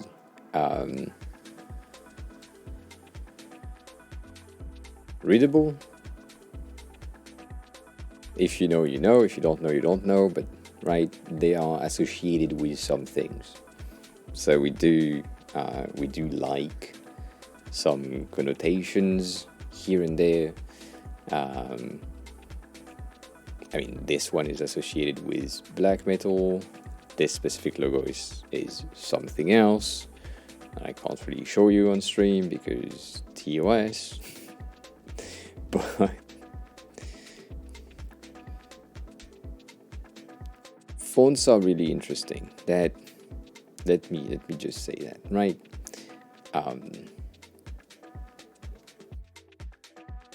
Maybe depends on you.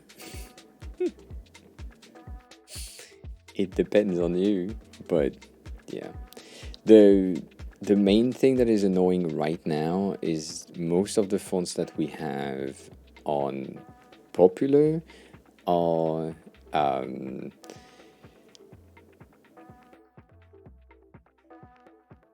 sans serif classic geometric fonts.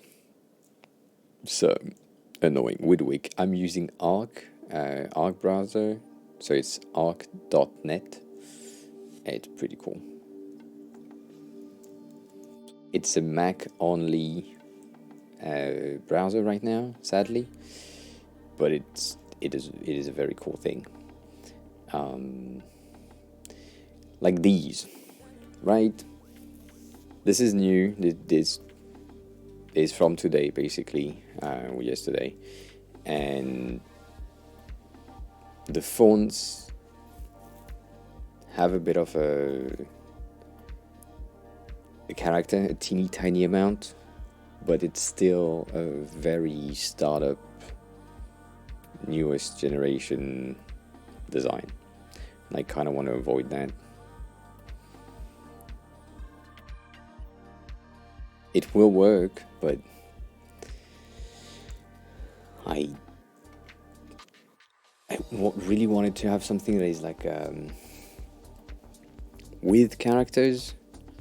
And this one is, as I said, in my head, linked to coffee for reasons. And once you've seen something that is linked to coffee with that specific fonts, you link that thing with coffee as well. That no escaping. And I don't know. I really, as I said, fonts are difficult, and they will have like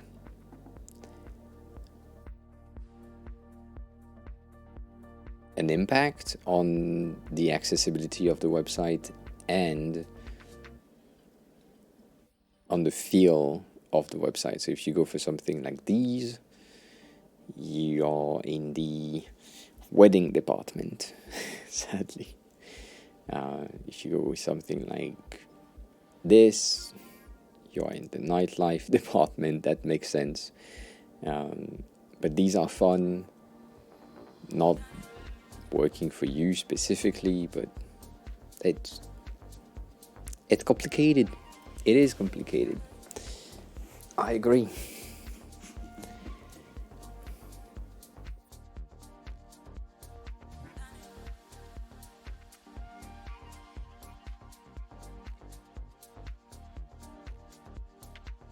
And this was $19. That's nothing.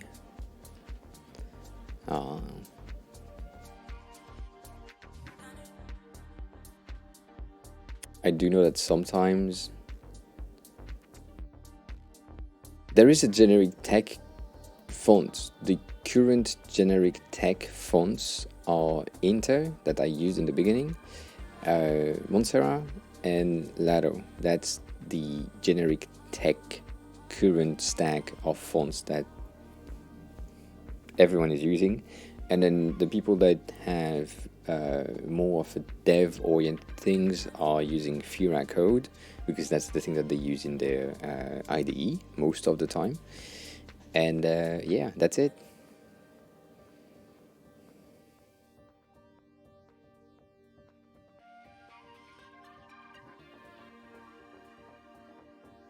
A second.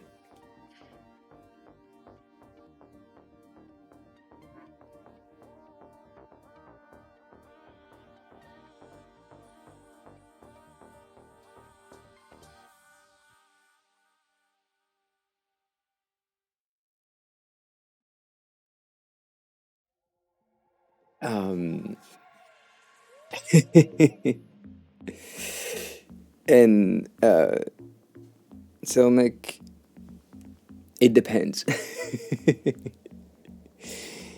To be honest, it really depends on the project. If the project is I mean, I'm not in an agency anymore, so that doesn't really happen.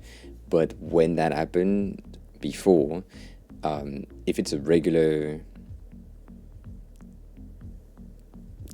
tech brand with a very classic format, an app that just need a bit of character but not too much, I use the classic stack. So at the time, the classic stack used to be Lobster Roboto. That was the stack that we used, and so that was for everything. And then sometimes we had someone that said, well, I don't like exactly that, and so we moved to a bit of research. But it really depends on you, and it really depends on your knowledge of fonts and the vibe that you want to have. So in the Miro board that we have here,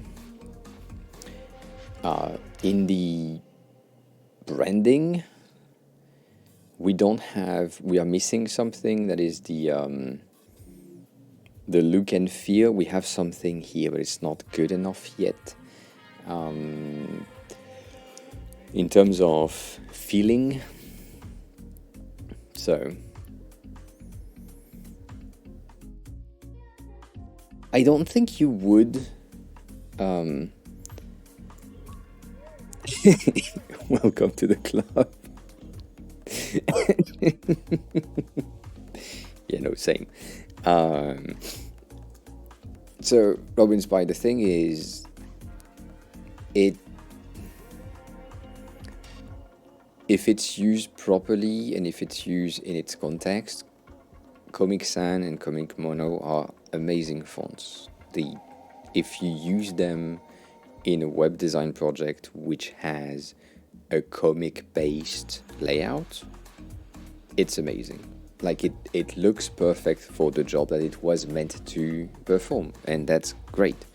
So if you wanted to have your website with like a comic panel layout, with textures, with scratches, torn papers, things like this, and you use Comic Sans on it, I don't give a shit. It's meant to be there. So there will be no feathers ruffled. However, if you are a science teacher and you decide to put all of your titles in Comic Sans, then that makes no sense, right?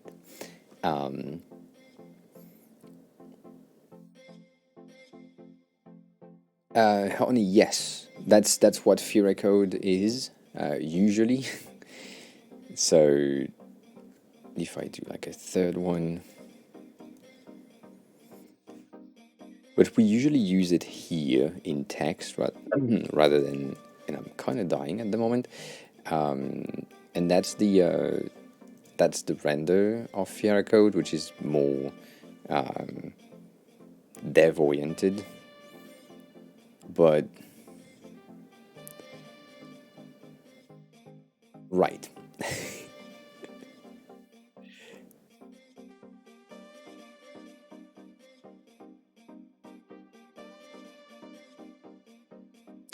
The reason why we use Figma code usually is because of the ligatures that are great. The reason why you use Inter is because of the ligature as well. So, like as a example, if I'm here and I type that, I get a really clean ligature in my thing, right? I get arrows, I can point to stuff.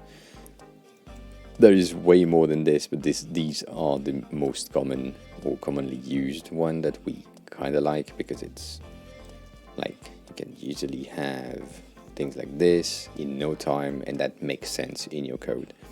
But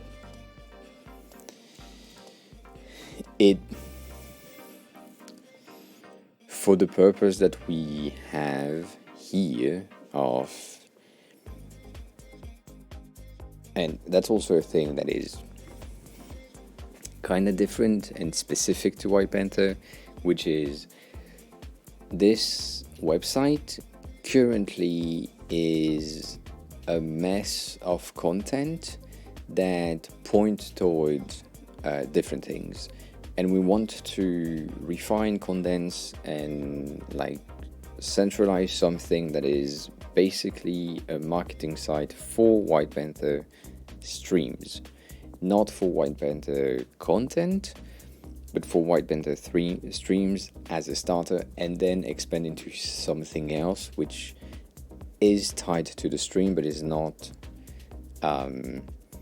blogs or speaking panels, events.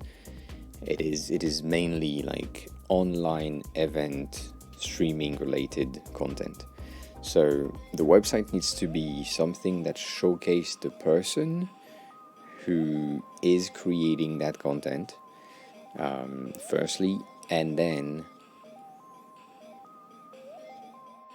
have the rest. So right now, that is why we want to have something that is more of a personal-ish feeling for the landing page, with a lot of character, even though we don't exactly know yet the personality and the character, which is complicated to start with. So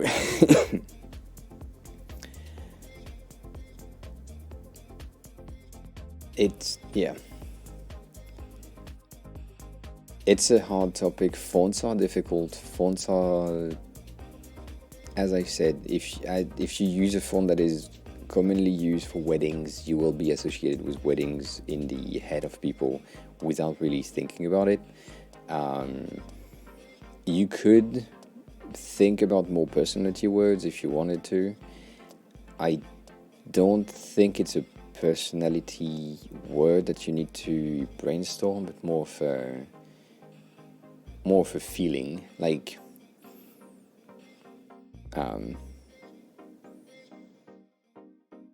you know, earlier you said Baywatch.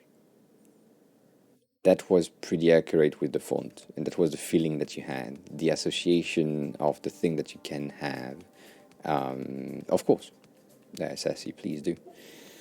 So, in terms of, for me, because that's an easier thing to do, I know that the feeling that is associated with me, something that is kind of soft, kind of friendly and welcoming, helping.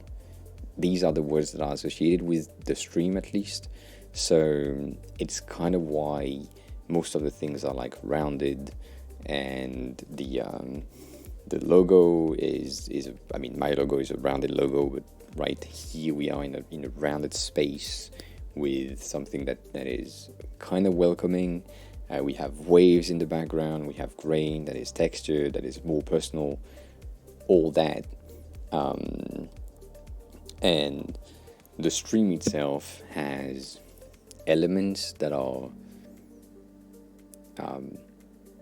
basically just picking up on these features of friendly and approachable are rounded. So these and these corner radius, right? That is the approachable side, but then you have the interesting of me being here with my blue hair, my collection of 12 pairs of glasses, the difference in backgrounds, the changes of overlays, all that thing. So that helps.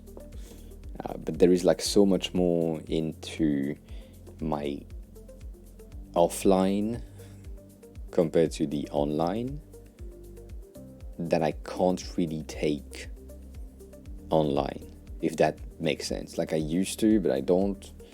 And also right now I could, but it's a bit, I'm a lazy ass, I don't understand. But there is a lot of things associated with fashion, for example, that I love, that I could implement on stream, but I don't. And so all these teeny tiny things like accumulate, and then you get something. But if you send me words, I can pinpoint design association that works with it. So if you give me something that is more code related, it's a more strict environment, which will give us something that more squares, kinda. If you give me something that is more friendly, it will be rounded-ish. And so that's why in the fonts department, the first one that we used, which was here, for me works kind of for friendly-ish, but it's also coffee, but it kind of works. And then this one is a bit more code related because it's more square-ish, and then the font for text is a bit different. Right now we are in works on, so different things. So these, I know it's details, but still a lot of details.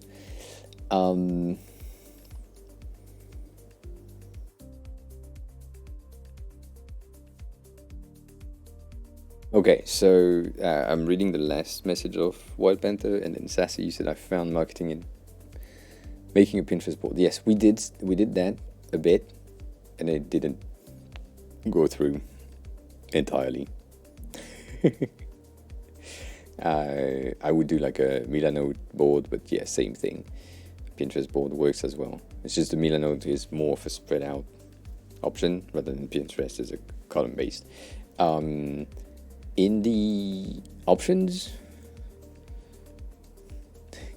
the thing that we picked up, right, we have some really interesting design choices here and there, but also, let me see if I have that in my resources. I guess it's probably an inspiration, but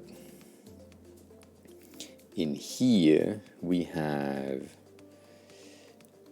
things like this, who have fonts like we talked about yesterday, with a lot of interesting design. Like that can kind of work with you and your current black ink tattoo design. That kind of works.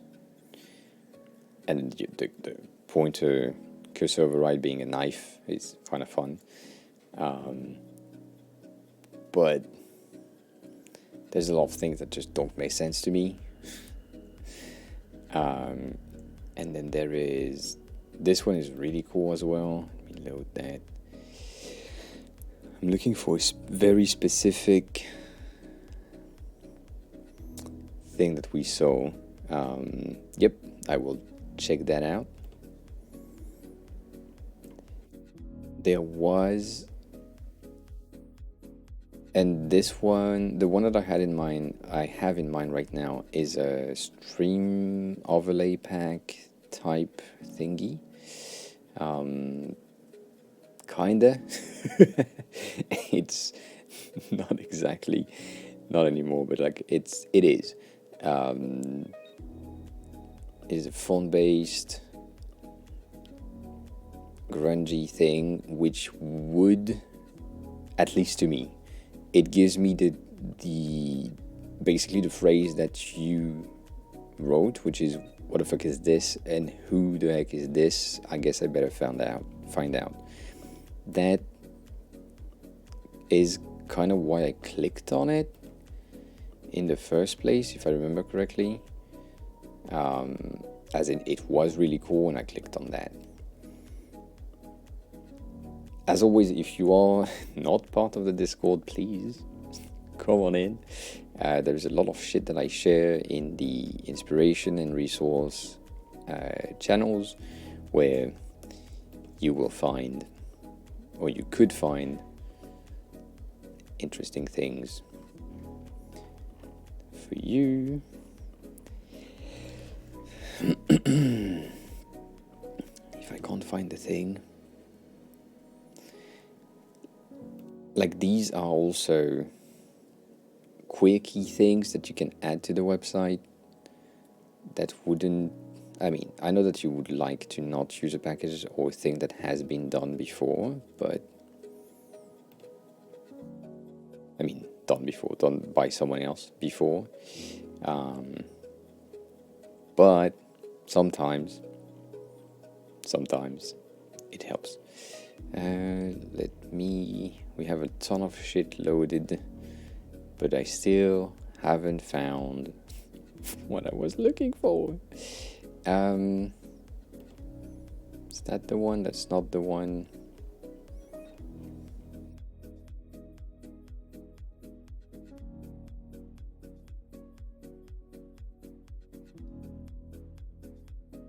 Like, I shared a lot of fonts that are really cool, but that might not match with you.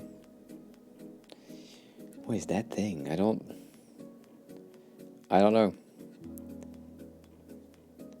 I do not know. There's a lot designer content, to be honest, in here. Right, like these design choices, pretty new, but it's nice. What is breaking? What happens?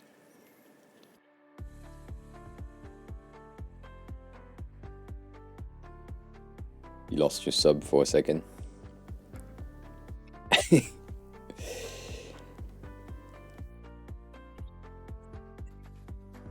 Find it. Well, let's so this one is really cool. The screen is black.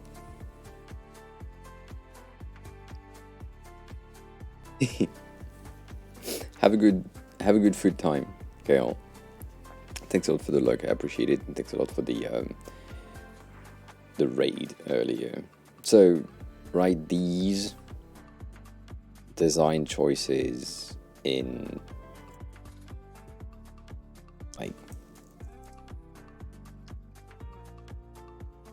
that website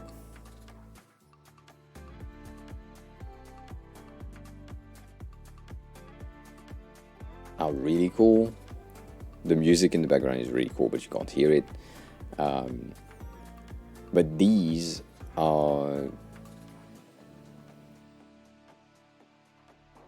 with characteristics or with characters that is weirdly dated. Here, like, we have tech and like sci-fi things but also deck of cards, which is really interesting in terms of combination. Here we have a lot of scribbly fonts, which we kind of like. It's a bit difficult to read, but for textures, like this could be these types of fonts with a calligraphy, handwritten thing saying White Panther in a pattern-like thing for the background, for the grain. That could be an amazing texture. You can kind of see like these ripped, torn papers, all that, like kind of hint of colors here and there, like torn paper again, because we do like that. It is kind of interesting to have this in a digital format. It's not the easiest to pull off. This is the font that we saw earlier, but the website is really simple and it's cool, but it's an agency, so it's really minimalistic. That makes sense. These things, that's the thing that I was talking about. If you have that on your website, it's fun, it's a quickie thing, but is it good? I don't know. I like these as well. I don't know what you think of these types of fonts. They are pretty interesting.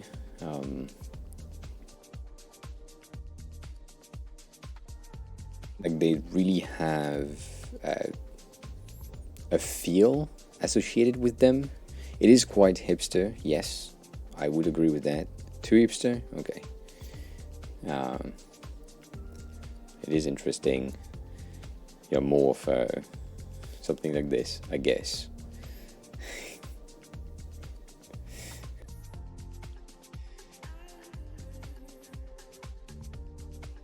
The scribble things. Let's keep Atomic on the side.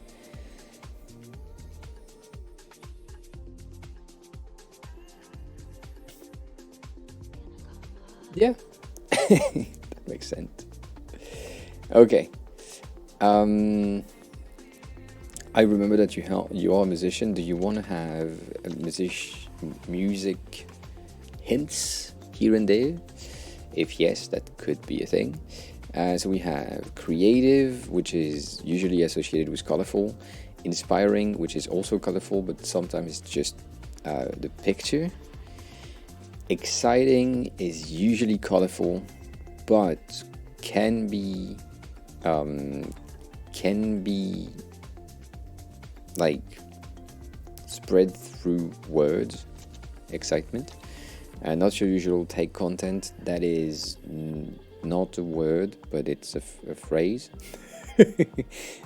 But how can you expand on the not your usual take content? Can you like expand on how is it not the usual? What's different? If that can be done, that could be great.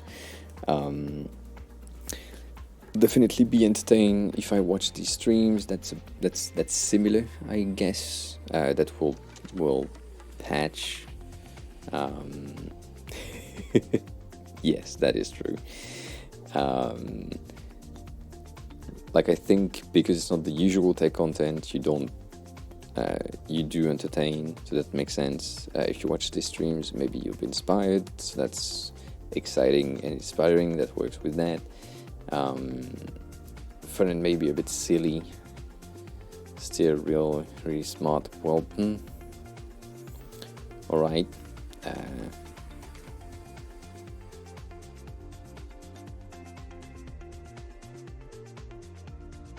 You're pulling things that don't work together in my head. I mean, they could, but it's just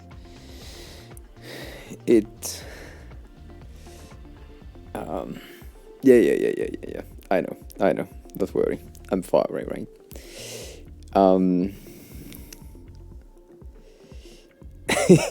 Stony, welcome back.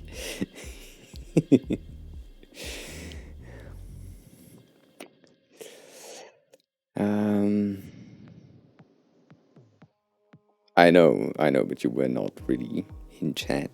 but I know you were lurking. I know you are lurking and working at the same time, probably. Not probably, I know you're working at the same time. So,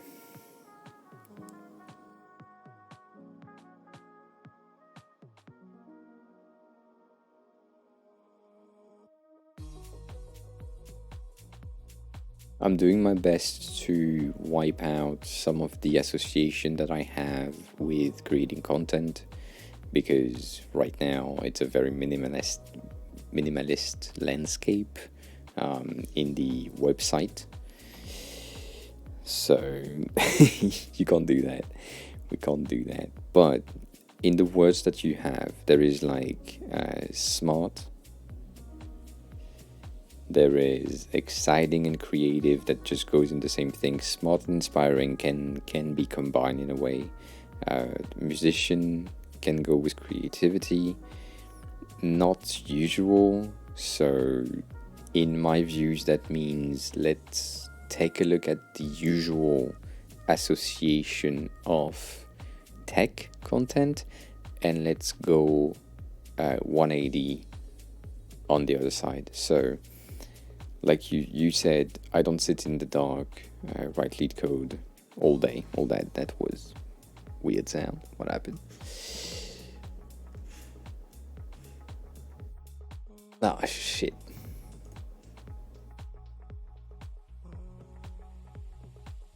Streamerbot died. Second, don't redeem anything.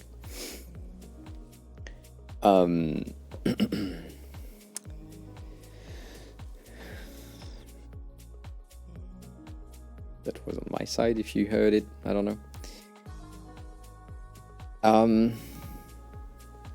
That hid everything. Can you connect, Streamerbot, please? Like, why no?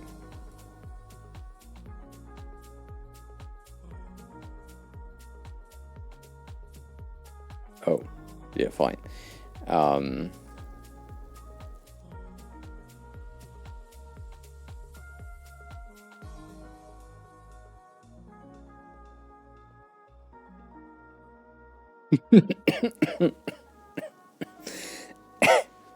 My bad.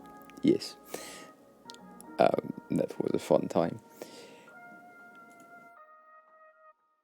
I can't connect to chat with Streamerbot. What the fuck?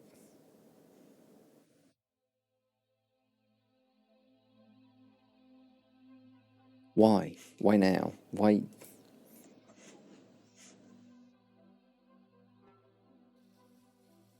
Yeah, I guess. I still quit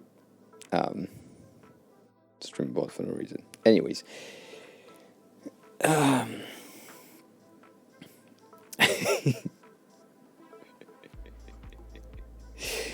Yeah.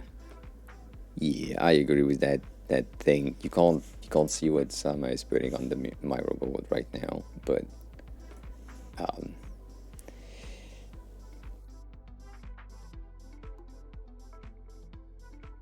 that's what popped in. Alright, so I can't connect to Twitch with Streamerbot. It's fine. It's fine. It's fine. It's not connected.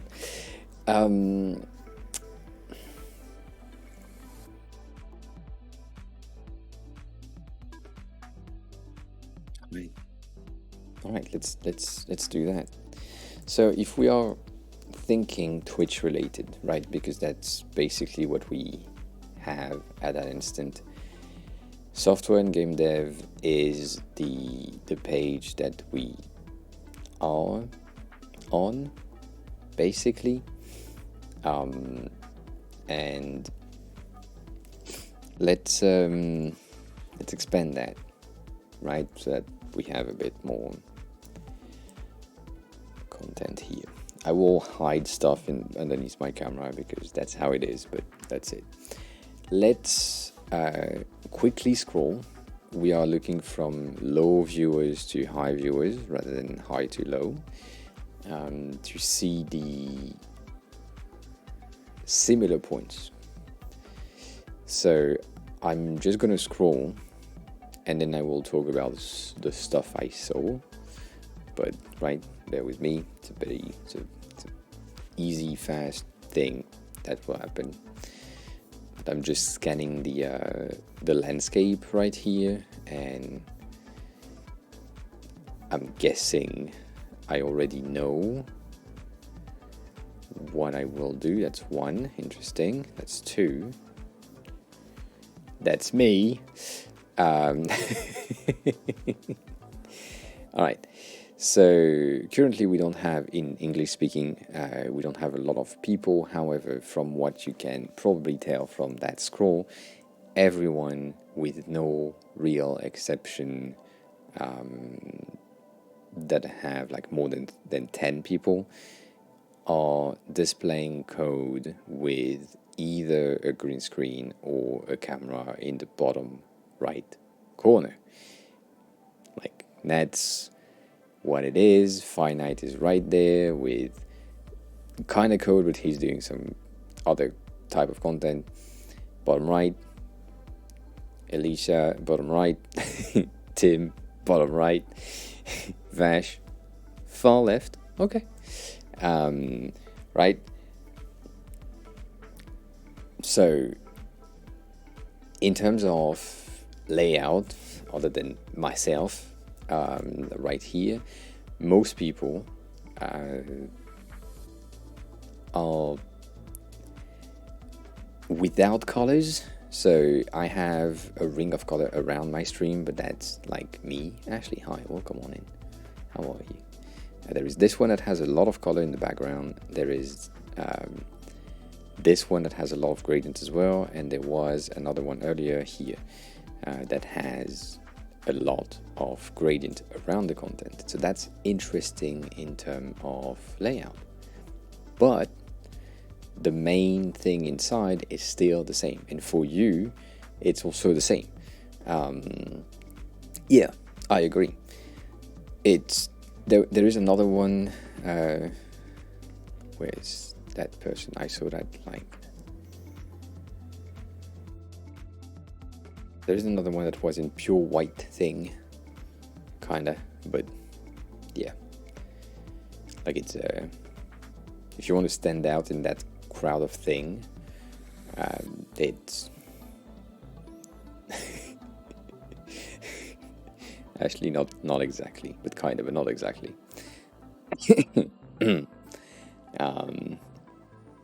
Yeah, but it's still like, there is this one that has, I mean, on the thumbnail, a bit of 3D thing, so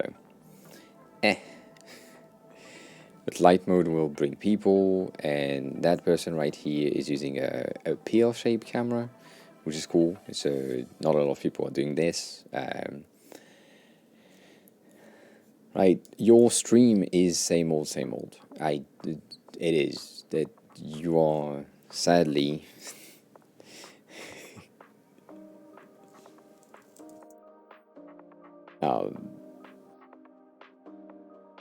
like, I think I don't need that. I think I can do that for you. Yeah. Your stream is 100% same old with the layout, right? So we have, most of the time, I can't fucking click on the thing that I want to click on, and I'm sorry if you don't like to watch yourself back. But we have you in the bottom left, bottom right, and we have your code right here. However,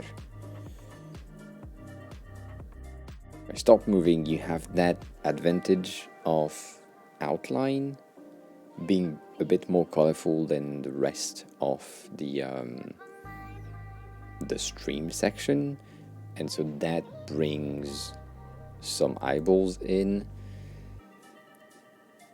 And then, I mean, with your experience on streaming, like, you've been doing that for a bit now. People come because you also have a massive, I mean, to me, massive following right here. So there are some interest, and the content that you provide is interesting, entertaining, and informative at times when we decide to have discussions that are more learning discussions. So yeah, but it's still codes, yes.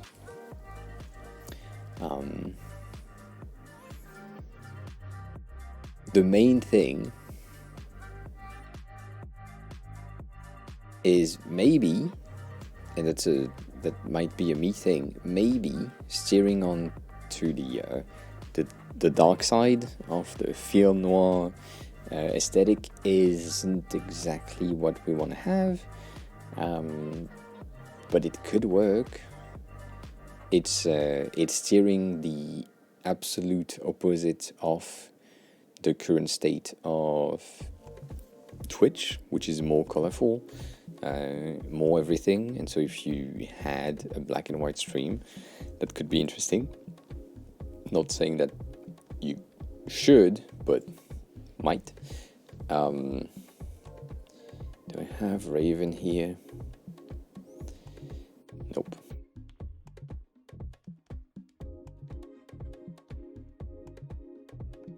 Raven used to have, I don't know if I can find VODs from a long time ago or clips from a long time ago.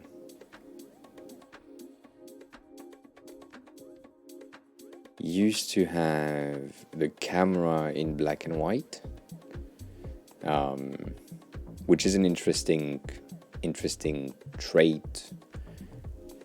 Not exactly something that I would recommend for you right now, but it could be interesting to get something like this to the film noir aesthetic with grain and all that. I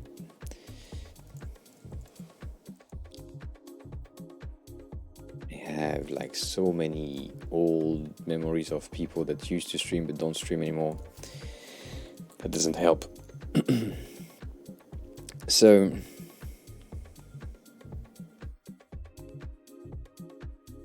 it's complicated. I'm kind of lost in the positioning of the website.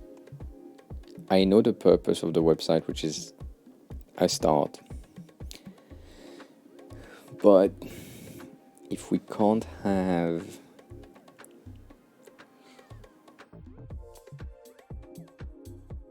something that makes us stand out,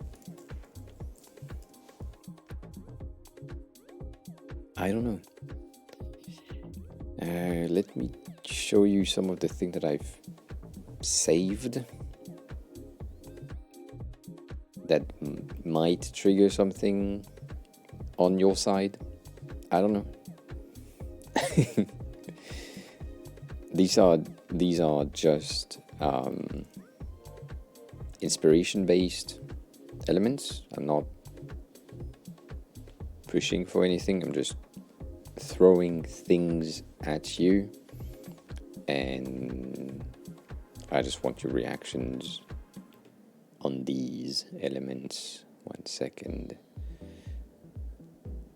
I click on a lot of things really fast, so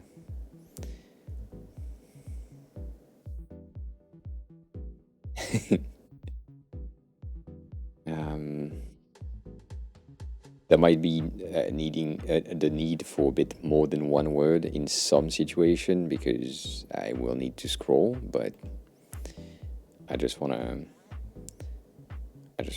get at least 10 to 20 things to to showcase here. I'm looking for one specific that I'm absolutely, as always, when I'm looking for something, I can't find it. So I will, but right now, as always, can't. I will give myself 20 more seconds. If I can't find it, I will share screen.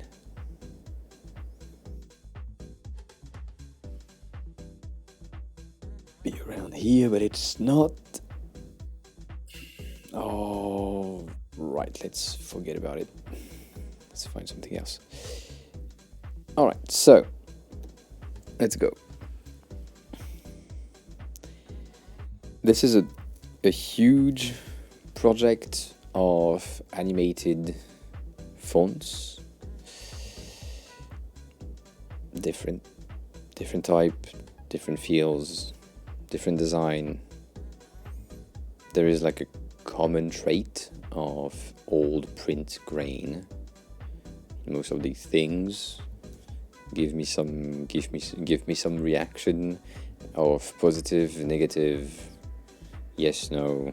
It could be a no if you think that doesn't match with you. I do love this one, but that's a personal, like, this vibing thing specifically. Fun much? Yes.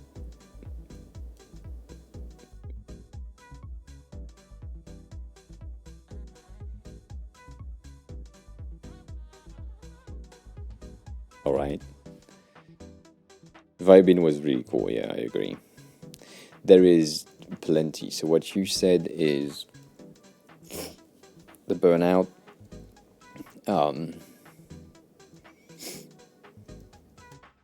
And this one. Yeah. Okay, cool. Moving on. Let's do fast stuff. We're thinking here.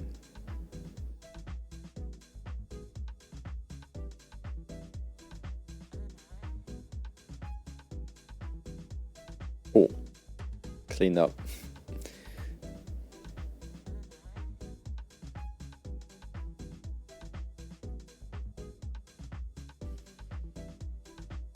No space vibes.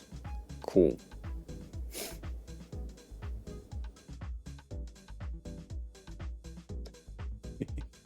Why not? This one is a bit more.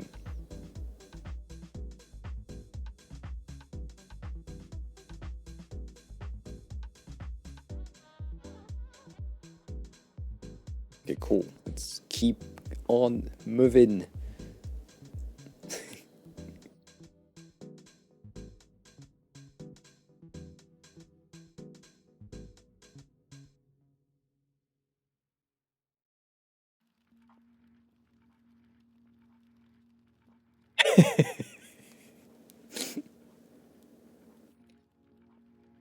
Yeah, I think I need to stay here, basically, because the rest is...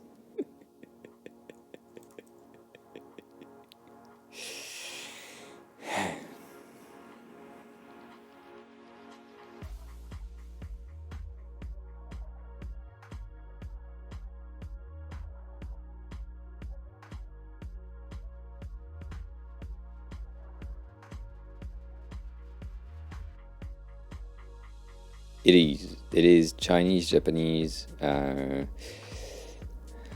me a second. It could be just Chinese, and I just can't read shit because it's the same characters. But yeah. But let's keep that colorful. Next.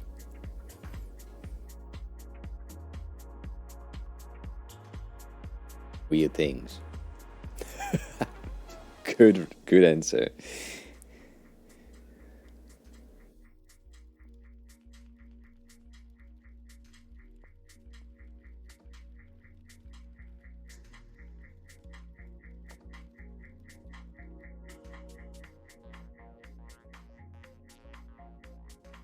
There is plenty of things in here. Like plenty of different, really, really different things going on. Like this one is a logo based thing. But let's say no. I think I need to go back into full mode on that. Yeah. I'm not like. I'm guessing this is a kind of yes because of the grain, because of the color scheme. This is no because it's too, right? I mean, this is okay-ish.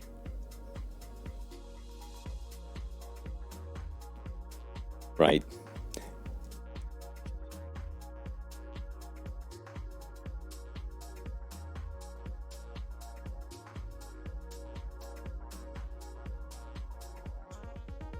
Yeah, that's they. I'm just sending things. Okay, good. So we have that as a starter. We have mainly, right, the burnout that is pretty interesting, and then the this. So there is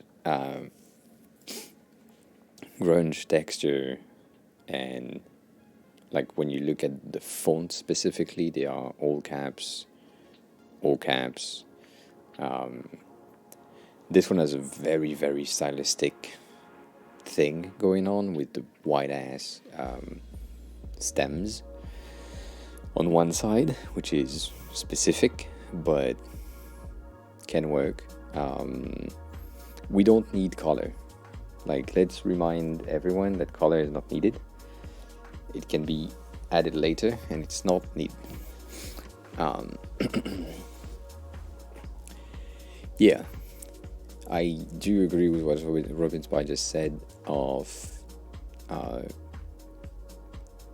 grunge could be interesting, and then these things, specifically at the top, right, with the hint of color here and there, could be interesting. But this is more of a logo design than something else, so I guess I will just get rid of that. But I like that as a hint, but this is a very agency gradient at the moment, and the website and the app is very agency like, so I'm not, just get rid of that. On this one, the reason why I picked it is the bright ass color, but also the technical sci-fi tech related, but futuristic tech related with these things. It's all right, good. That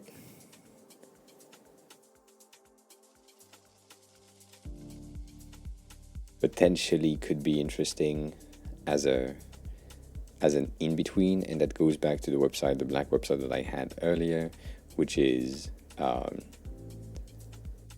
basically emphasizing on grunge plus tech, futuristic tech. That could be cool. That doesn't help us much more, as you said.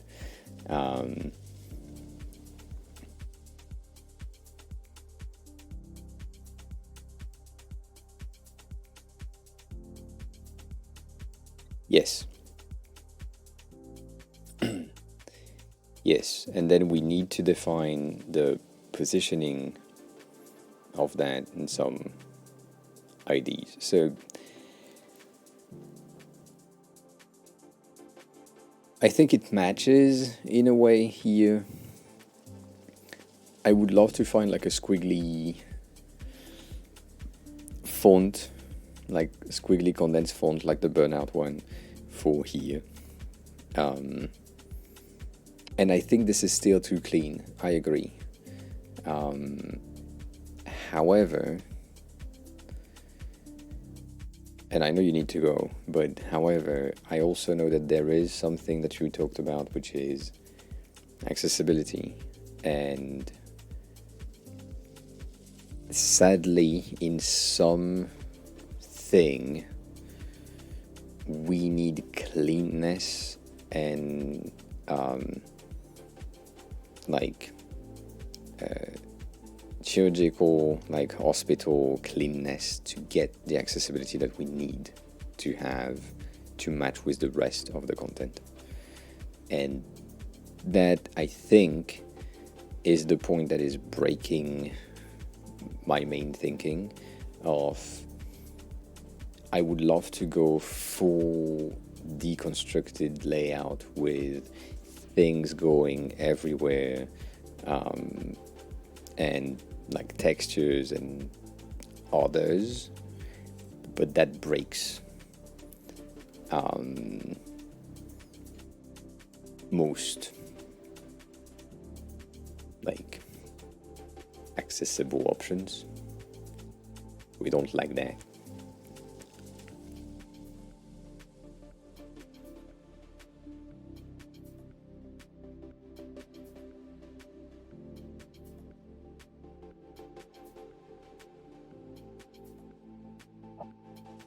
Right?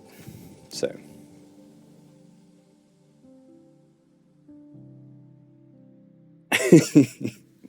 I will do my best to be on stream as well, if I can help. And yeah, I will kind of continue on that a bit, potentially on finding a font. Yeah, have a good rest of your day. I mean, of your evening at this point, 8:15. But yeah, I'll see you tomorrow.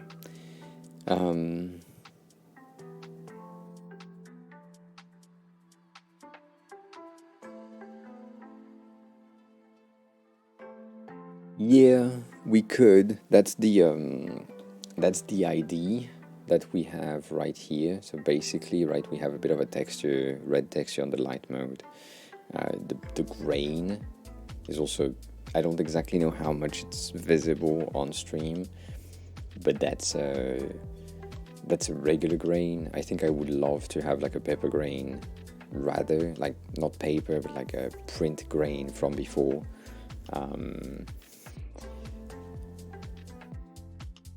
It could also be really cool to get the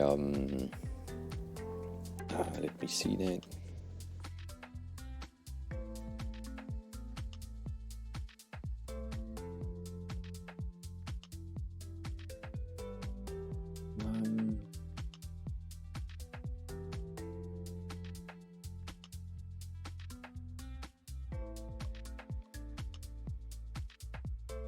Right, going back to this specific section, these texture, I mean, not exactly the paper ones, but the scribbles, the pen markers, scribbles going across the screen, the arrows, all that. I think in the grunge department, that is like this duotone print issues, that so they would love to bring back, but that's a bit complicated, mainly because I don't have the skills to do these types of typographies, but yeah, like my brain is going into, because we have this that needs to be a timeline. Basically, let's explain a bit, right? This is basically, we want the people to arrive here and Finite Singularity raided my stream with 25 viewers. And that doesn't work, but that's basically what should happen with Finite here. But because StreamerBot is dead, we can't do that. But hi Finite, welcome on in. I hope you're good. It's not Finite, but it's right, it's there, and then StreamerBot is just dead, and that pisses me off.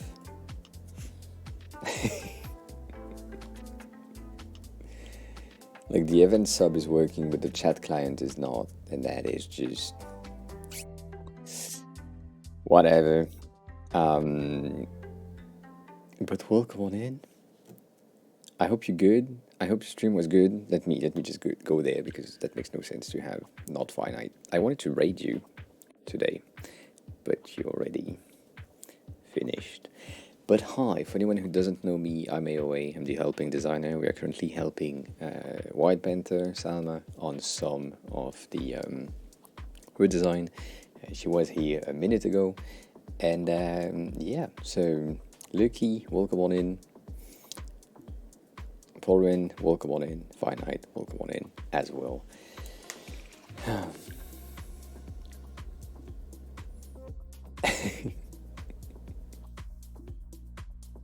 I hope your stream went well. For anyone from here who doesn't know Finite, Finite is a dev streamer, creator of interesting stream interactions, and also the creator of Tao that Maddie Two Shoes is using for the data things that we talked about yesterday on Maddie's stream. So, yeah, that is cool. But have a good run. Please do.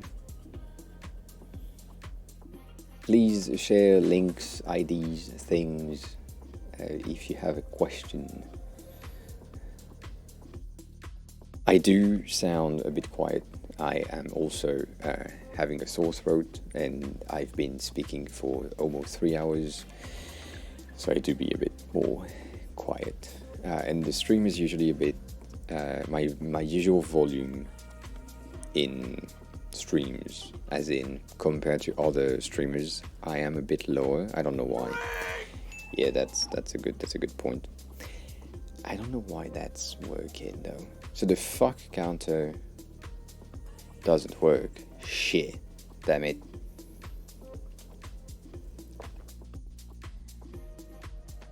I can bump my gain a tad, but I don't like it after that. I peak a tiny amount.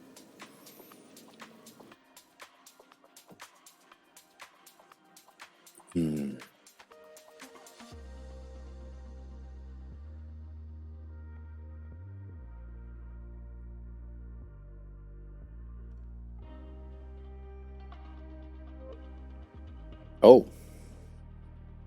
Yeah, the chat message doesn't work right now on Twitch side, I think. So that's the issue.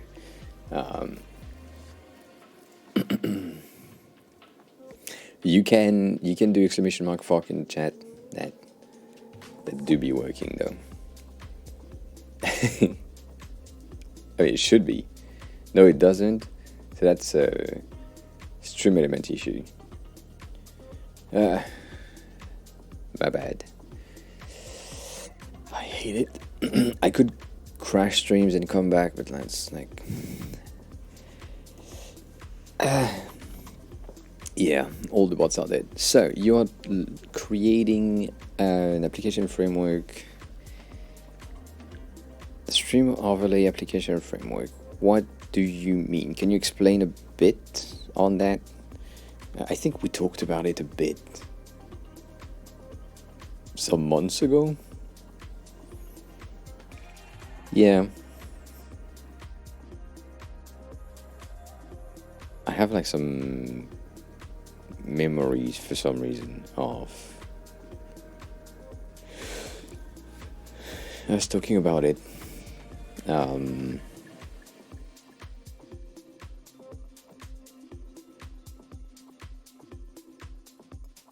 Yes, true. We can do that as well.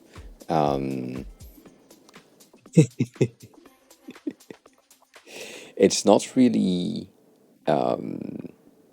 Holy fuck! That's a cool change of design. I like the choice that you had added at the bottom.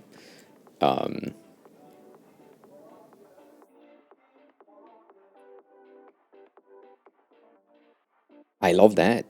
So you made a mistake.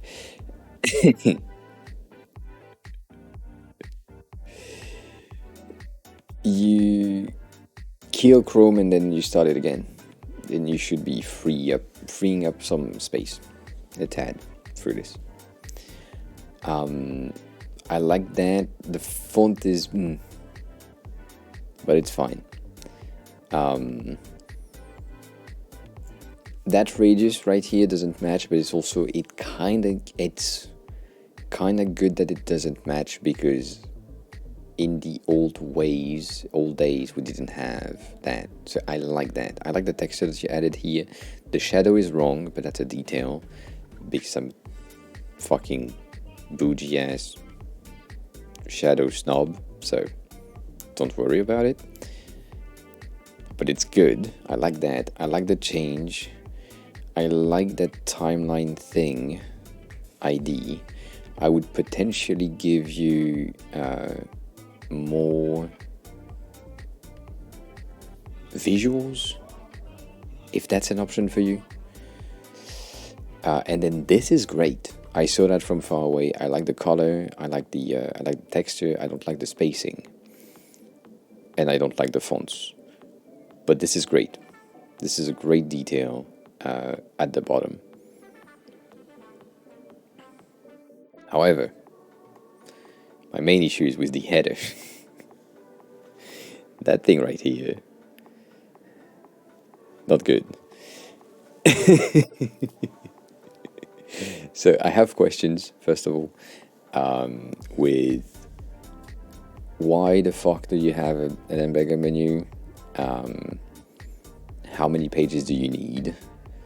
And what would be in there? Because if you have less than 5 pages, you could easily restyle that header to get something that have access to everything at all times. So hamburger menus are useful when you have plenty of pages, but usually you don't. What do you think about when you say well over 5 pages? What are the pages? Because I don't think you splitted the content well enough.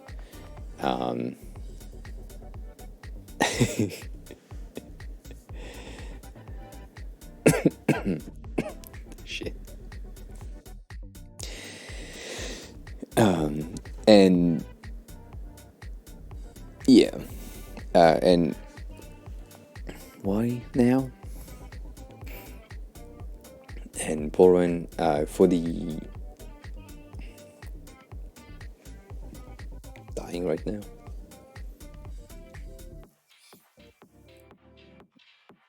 For the overlay framework, what are you trying to achieve? That's the thing that I don't understand. Are you trying to create an app that helps you create overlays, or are you trying to create an app that helps you create OBS scenes? Because even though similar, it's not the same type of product.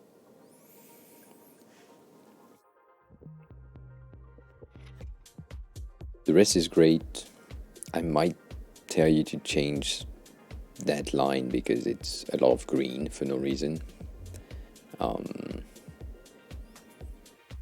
then your alignment of content is not like, please align things.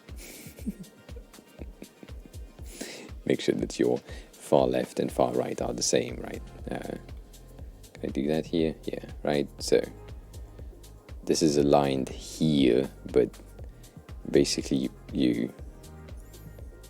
this is way smaller than this, so it's not really cool.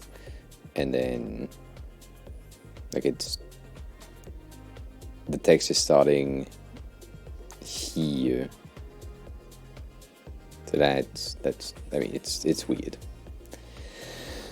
It's just a JavaScript library that is aimed at working with Tau and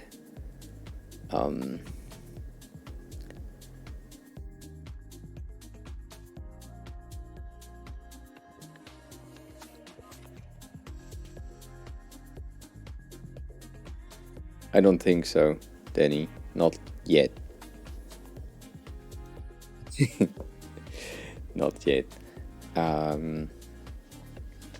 So is it a data-based thing, as in like these? So it's basically a bot that is checking if I get a follow, if I get like other things, or like, is it a local bot?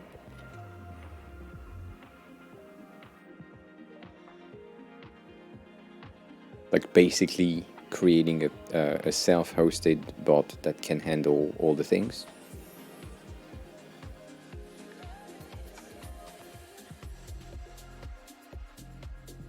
That can run and live inside of OBS. I do remember that on your side, which is weird. Oh.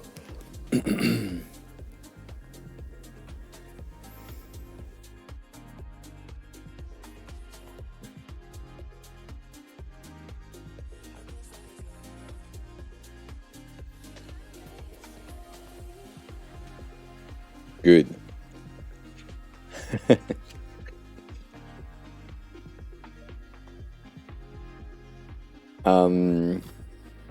Yeah.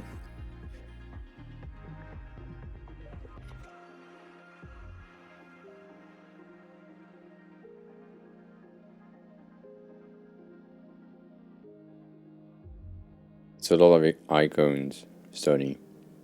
There's way too much icons in there. Way too much. Um,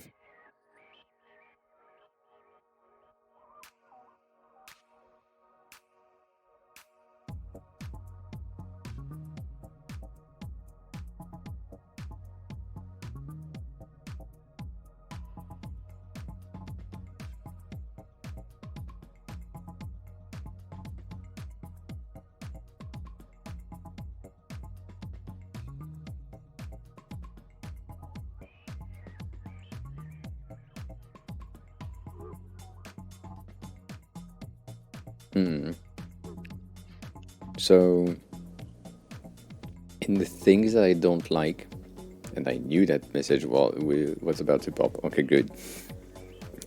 In the thing that I don't like is it seems to be very technical, and in order to make it as user-friendly and usable as possible, you need to abstract as much technical stuff as possible. And so the best example is Atom as a bot, right? Doing something similar. Stream Element as such, the abstraction of how they made it. I think for your use case, Stream Element would be a good reference, the overlay builder, because you have the ability to say, I'm doing something with the basic variables of I need followers, I need a chat event, I need X, and then you can go in and edit the code, but I will say that again. I have a gardening encyclopedia, which is what this is.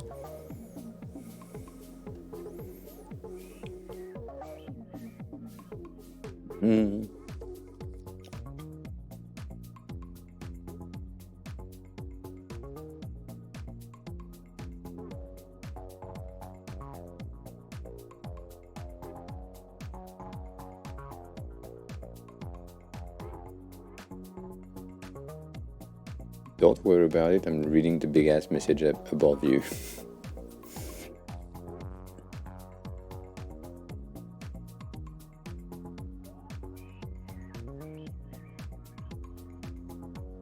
Yeah, I remember that Robin Spy. Don't worry, it's also good to have a big ass message. It just take me a while with the chat moving to focus on the fucking line and then get the right thing in.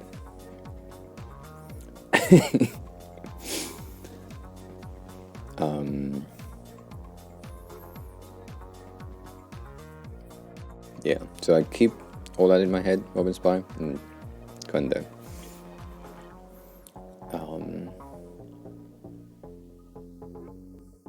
Okay, so as you said, framework, right? The framework.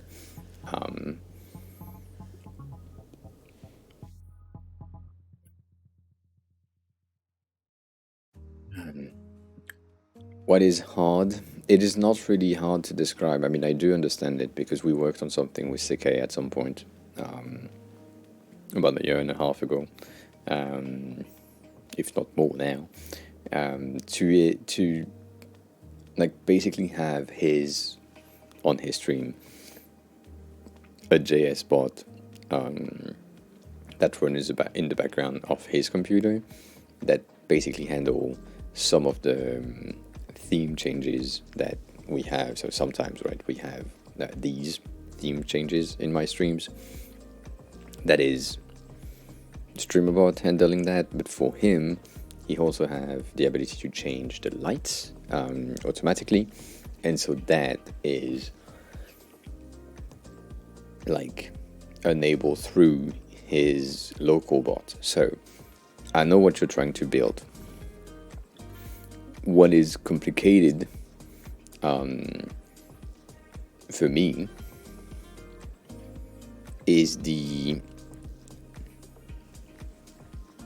and I will use a word that is usually used for something else, but the accessibility of it. So not as in contrast ratio and all that, how much of an accessible thing it is for most people. And with what you just said, yeah. It is a very technical, and I am... Yeah, of course, please. I am very scared of the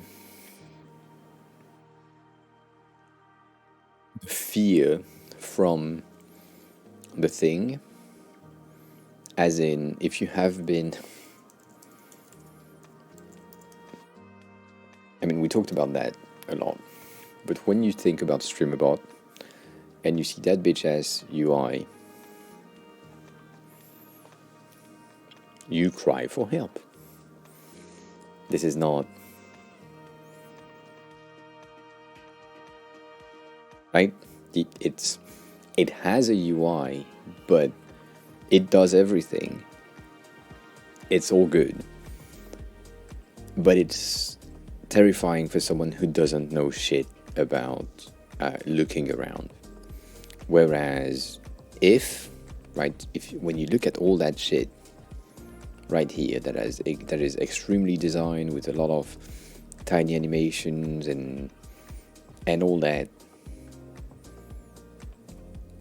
and then you have that as a software, nah. And then on the other side you have Atom, which has this as a UI, which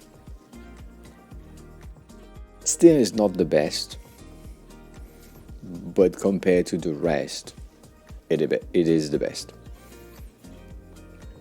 UI based.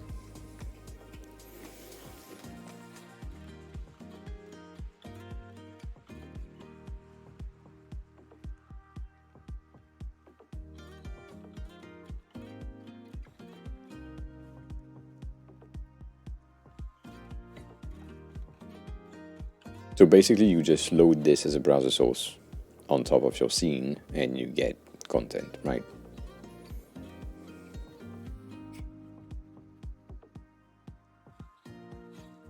It's a good choice of words right there. Very good choice of word.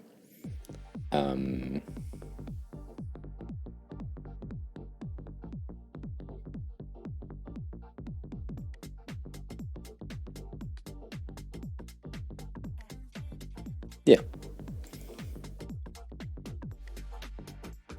So if your base is to create browser sources that have HTML bases,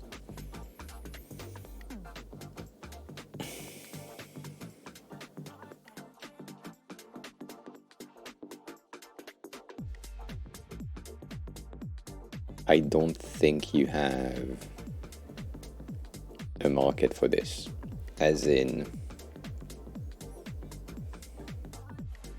Yeah. I don't...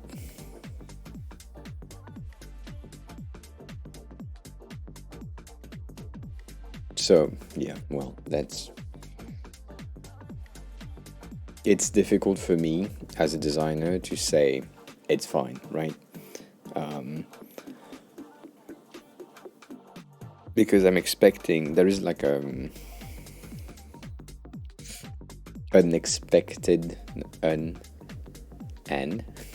expected level of finish on the thing that you can do. if it's just giving you data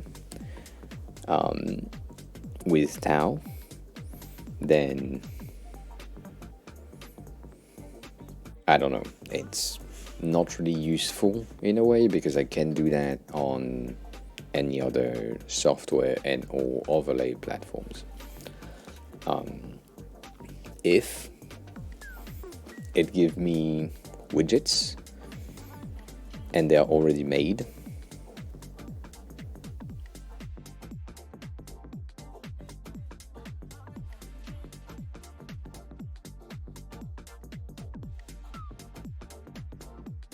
so you have the big 5 categories basically, which are, you have your people related element, which are the follows, the subs, the chat, even though chat is a secondary option, but like follow, sub, and potentially lurkers, if that's a thing, like current viewers. You have the event that happens on stream, so that's also follow, sub, but like bits, gifted, raids, all that. Then you have the visual actions, but because you don't do the overlay, that you don't really trigger that. And then the last one is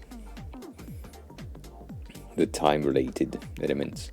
So when you are, I mean, in the things that we are looking for right now in softwares, most of the time we are looking for timers, we are looking for raid alerts, chat welcomes, a basic alert, so follow, sub, gifted, bits, donation, even though donation is a very side thing. It can be triggered, but it's not something that you will define, like you wouldn't have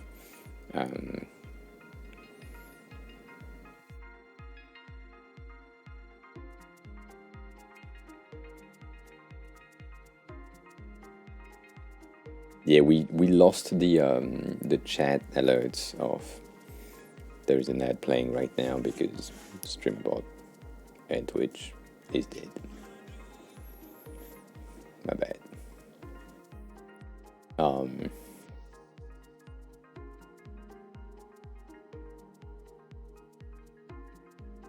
So unless you create this the widgets, it will be a bit annoying. And I think the base should be this.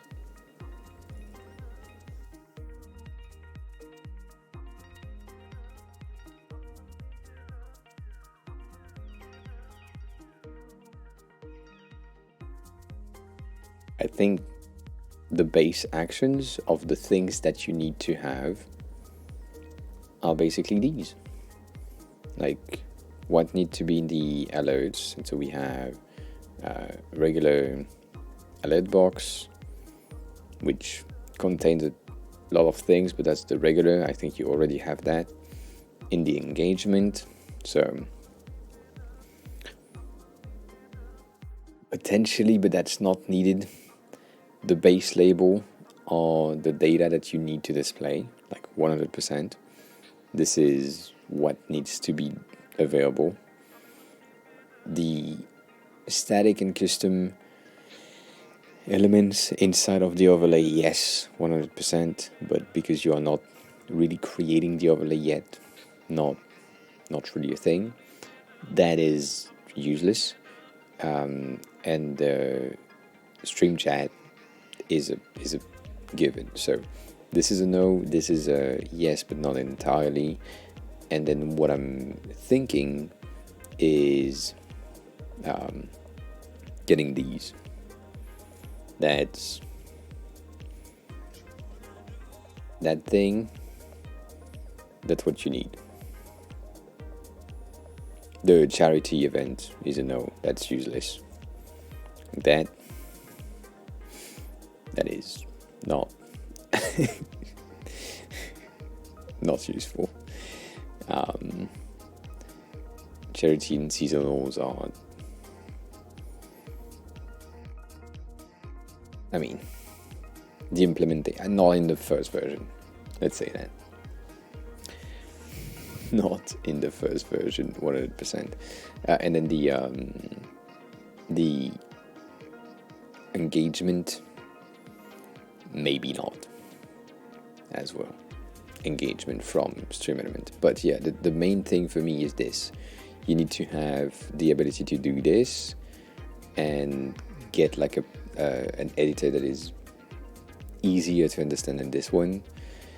You don't have fields and you don't really have data anyways. Like, these should be all the data already available, so you basically have just HTML, CSS, and JS when you're building things, and that's it. And then all of these data is basically the data of your stream at that instant. So it's the session data. So who are the recent subs? Who are the cheers, like followers, all that. That's the basic. So you already have that. It's just not in the editor itself. Yeah, so it's auto-filled for the user. But yeah, that's basically it. That, for me at least, that's what I would see as creating an alert box that gives us the ability to see followers, subs, tips, cheers. Host disappeared, so not really. Raid, and then purchases, charity goes away as well. But that's it in terms of the thing that you need to get, I guess. And then in terms of visual, I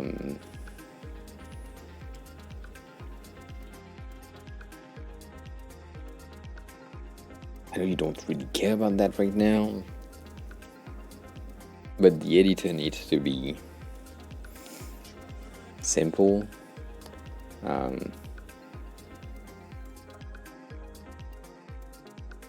So if you just think about the functionalities, these are the functionalities that we need. On top of that, we need we are asking for, most of the time, closed caption. The one that I'm using is a native to Twitch one, but if you can have something that handles the closed caption, do that. Timers, people have a hard time with timers, like co-working streamers and like, let's say you are in a Be Right Back scene, you want a timer to start when you enter that scene. That could be a thing. OBS already has a timer option. Like, there is a Lua timer in OBS. No one knows about it. But it's kind of bad, but it exists. And then the last thing, no, I guess that's it. I mean, ads management right now is a big ask as well. So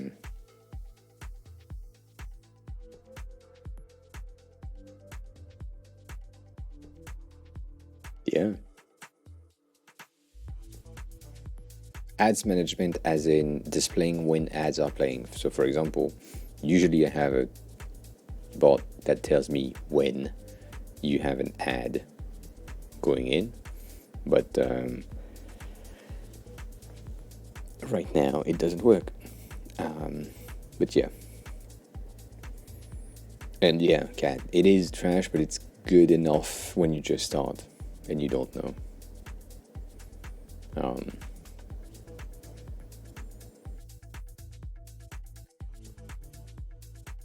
So yeah, I guess that's the you know what? I don't know. I don't know about that.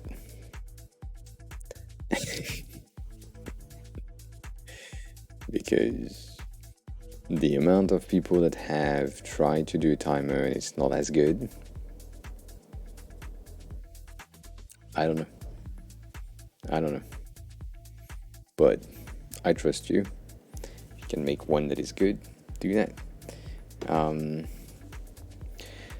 The feature that we want to have in a timer is usually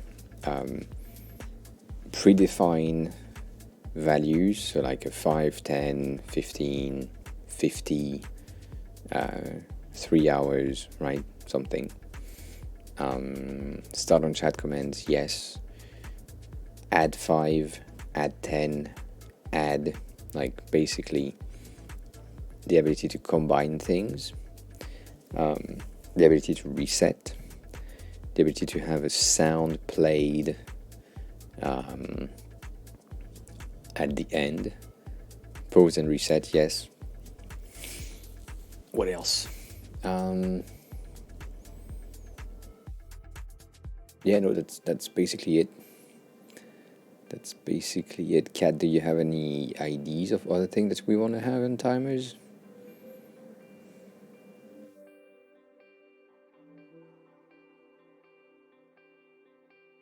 There you go.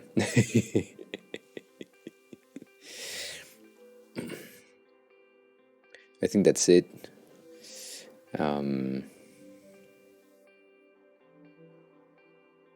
Oh, triggerable by hotkeys, if that's an option, but if it's just chat commands, that's enough. As a starter, at least.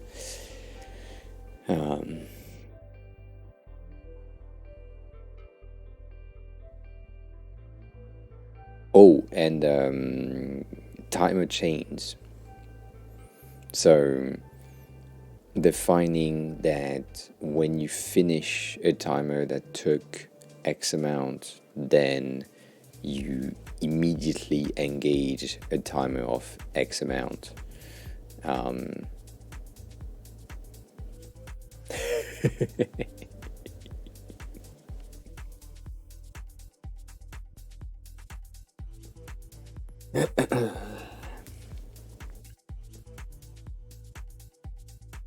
That's an option, yeah. Aaron Yeah, just yeah. subscribed.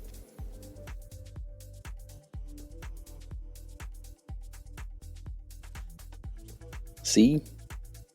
The ads works. Yeah, the Pomodoro timer use case. Thanks a lot for the sub, I appreciate it.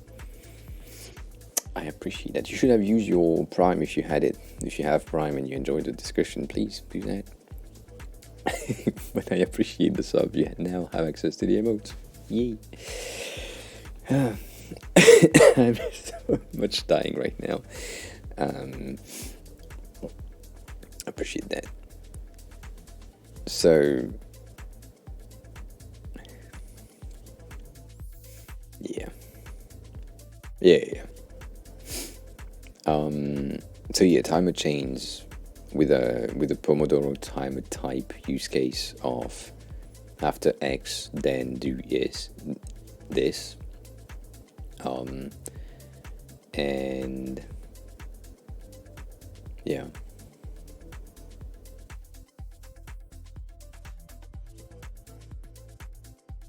I will probably be out when you come back, to be honest, because I'm dying, but feel free to come back. And thanks a lot for the sub again. Have a good luck. Yeah.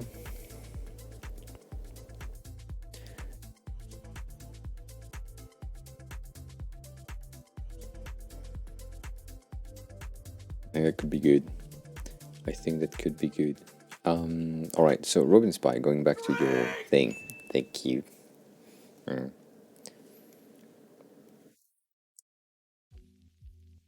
Going back to you. Right here.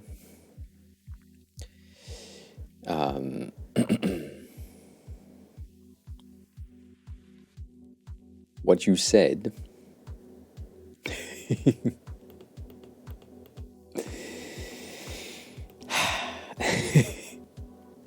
Let me paste that in the Miro board though, because we kind of need that.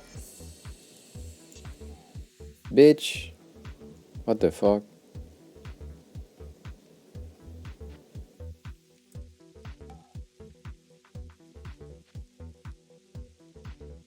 Oh, why? But it didn't.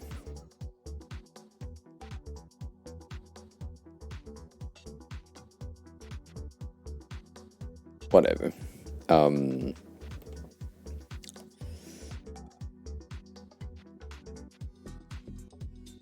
You said,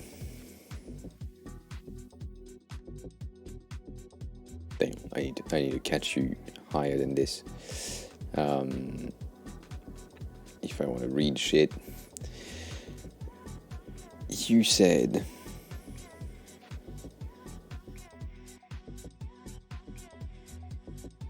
this.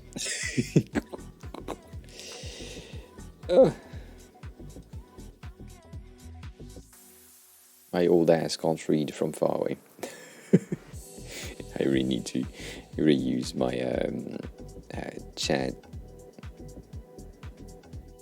It's chat ID? No, it's not chat ID, it's the other one. Whatever. So you have gardening planning, knowledge base, recipe, meal plan with it, which is inside of recipe, but still you define it as a thing.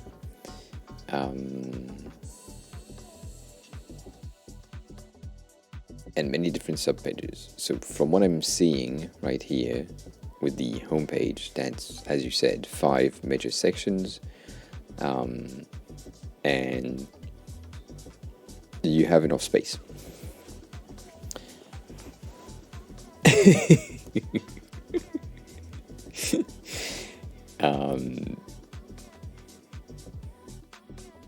So yeah, I know. Yeah, they all interlock into each other, and you all have sub-level things. Holy shit! Ooh. I will soon die. 100%. So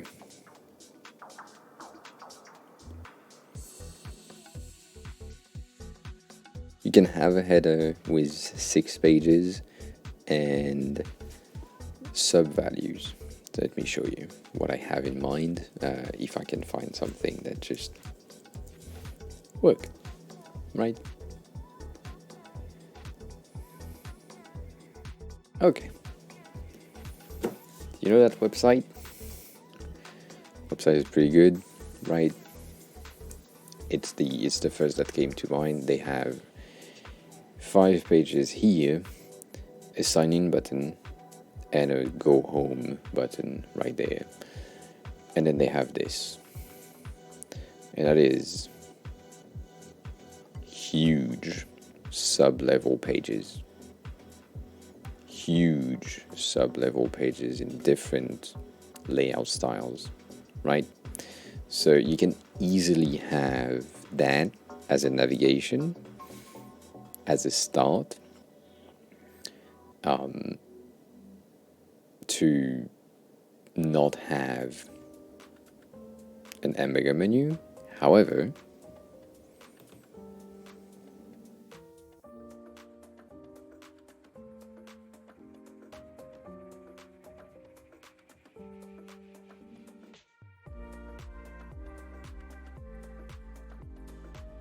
mobile, if you do mobile, yes, 100%. And the way that works is sub-pages inside of the hamburger menu. But, right? Only have hamburger menu on mobile, not on desktop, because it's useless on desktop. Because you can afford to do that sub-level header things, which takes a lot of space. But right, that's the first thing. Second thing, the login and the search. There is something that just makes no sense to me, and I guess that is the space of it. Like that thing right here. You have you almost have 80. You are at 79, which makes no sense to me, but fine. You're supposed to be at 80. 80 is a fat header, like hefty header. We usually recommend 65. So 65 is like here. It's not much different, but right, 65, 64, whatever. You can do 80. 80 is good. The thing is, the content inside of it can be way smaller. You can minimize content as crazy as you want, right? This is based on a huge 80 based thing. So let me just move that here. If I place that there,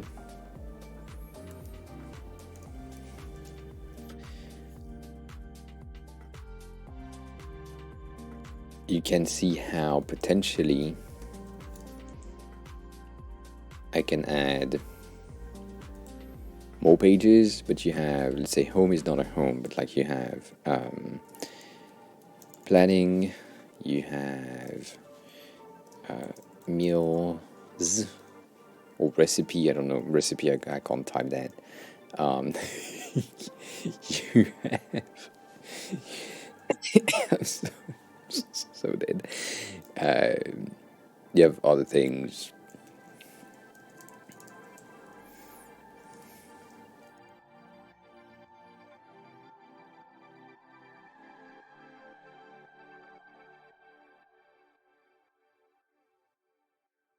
Right? And I'm still I still have space. And we are on a 13-inch design. So that means thank you, Sony, for the I could revert that to 16 if I want to be like a bit stuck. I can do the 12 because of my padding, inner padding, which basically give me way more. But whatever, right? I can do 8 as a maximum, and that's okay. And I'm basically passing the midpoint. And I have currently 7 links in my header in an 80 base, and then on the other side you would have usually a thing for the profile picture if you have a profile picture.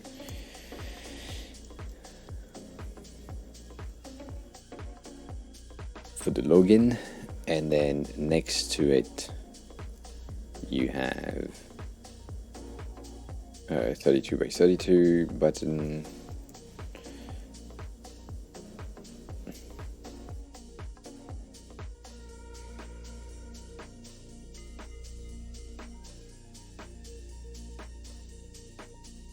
That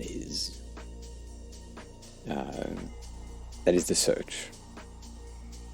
Right, that's usually the case.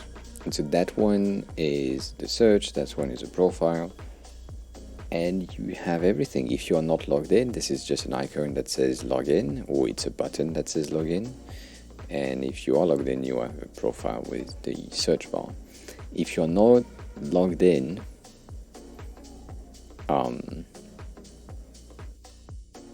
maybe that help button can go away, but if you need it, right, you can do that. You still have space. So no hamburger menu. That's the first thing.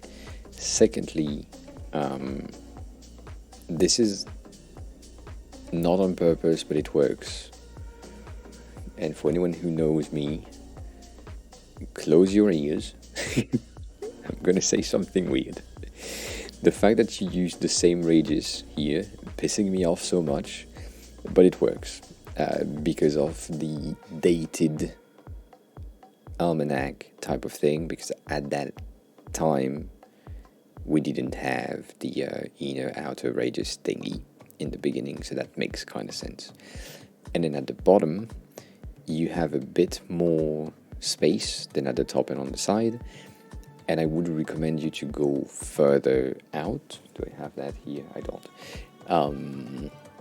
Like a Polaroid picture, so a bit more like space, and maybe use that font here for broccoli, whatever, grandma's broccoli, and then a date. I mean, some bullshit thing that is handwritten underneath the picture. That would make the thing kind of fun. And then the shadow needs to change, but that's such a subtle thing. Like you can't really.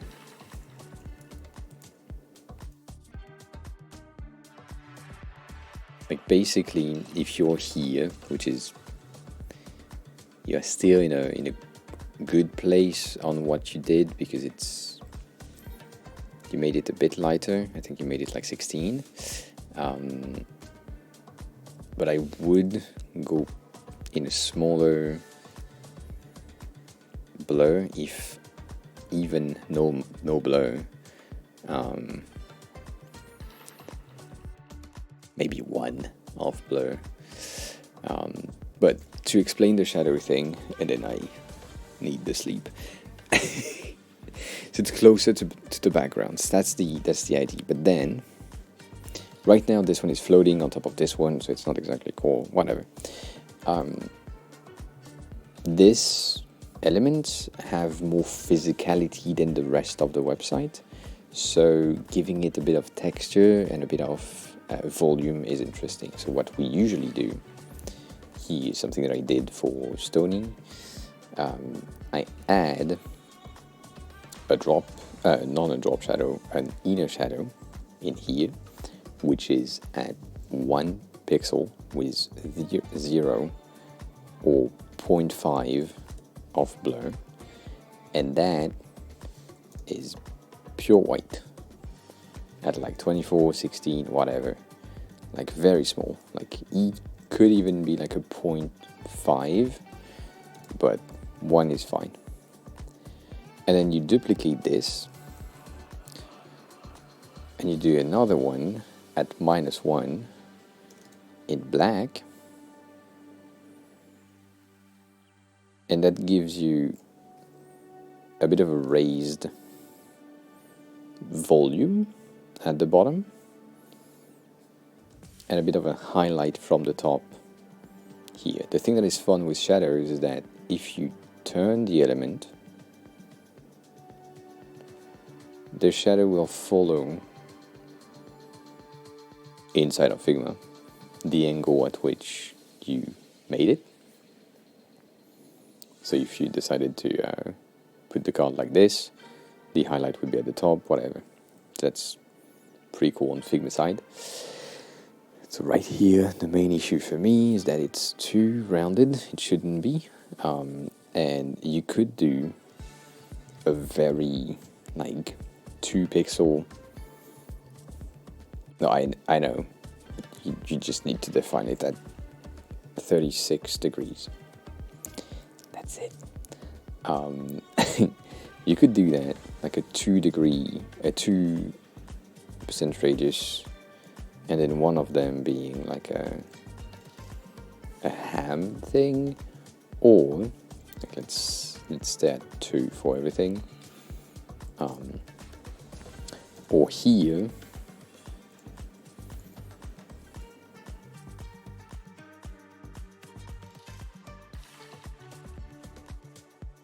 shit.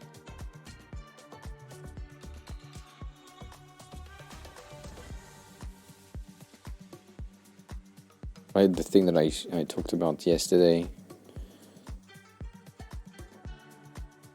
is the ink of violet IDs.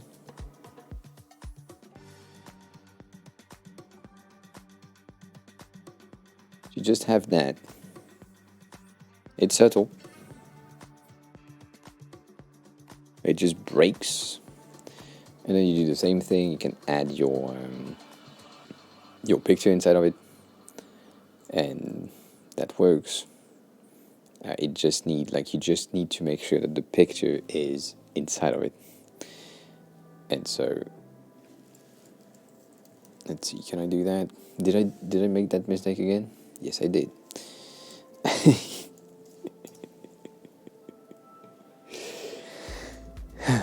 It's broccoli. Wait, it's not 2L, but whatever.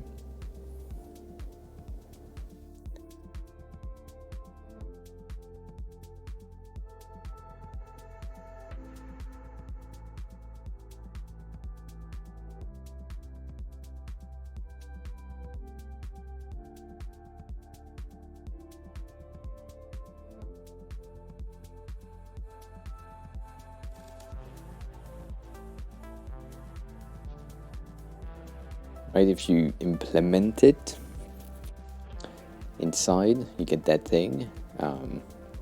Yeah, I know. I can't type for shit.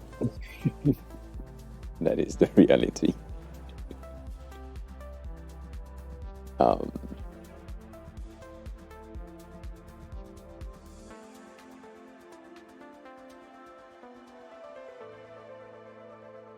Right, and now you have like a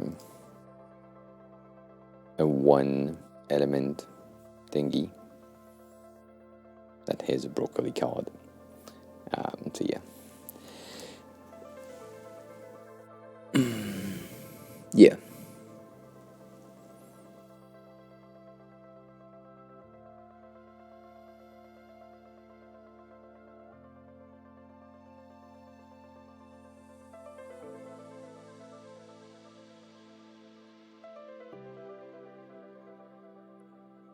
Very subtle. Very subtle angle is good. It's enough to offset things. Fuck me.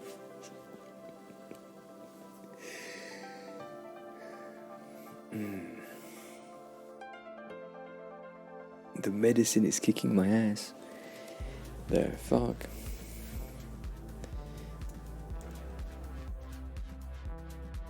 Like a very subtle thing makes more sense to me.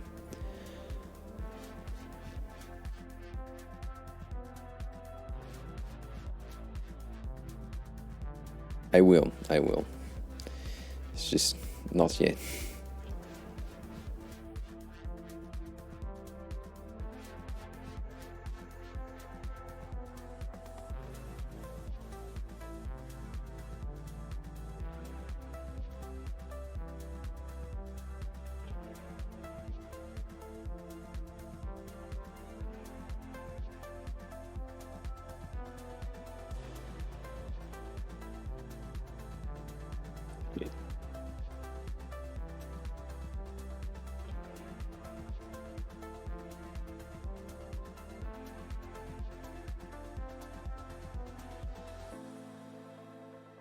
There's too much blur on that thing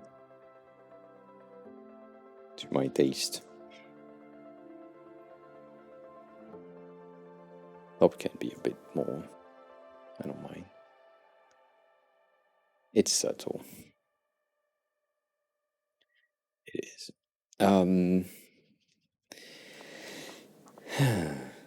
So how do you feel about the angle? Angle being like subtle angle, 2 degrees, 4 degrees. That's good. That's enough degrees. Makes the thing a bit better. Yeah, and then here, that's my biggest issue on the newest layout. That that text starting here and that text starting there, that just makes no sense to me. That misalignment, if you can avoid that, please do. Please do. The design that you have here is good.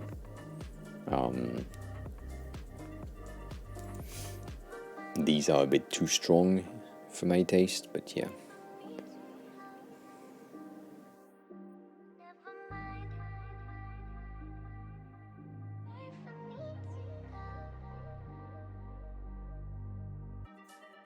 I think it's so I have more things to say on the cards themselves rather than the button. The button is fine.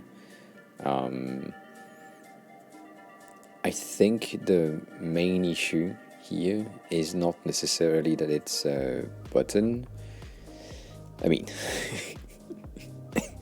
I think the main issue for me is this.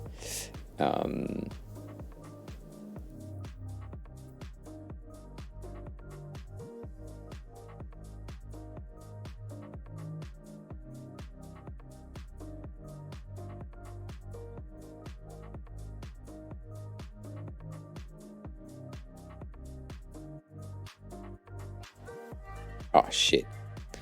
I think that's better. Even if on hover you get like a bit of a gray, right? I wouldn't mind if on hover you have a bit of a gray, but just that I think works enough. And for the cards, I would say, even though you just said that it's a work in progress, I would say the main issue for me is the top misalignment. I'm guessing that this is due to the font itself, but I don't know.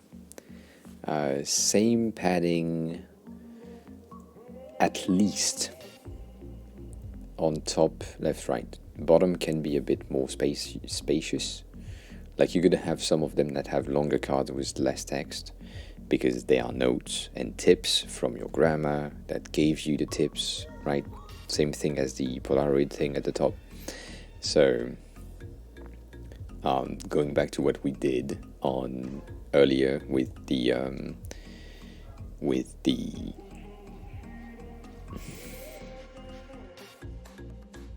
atomic font,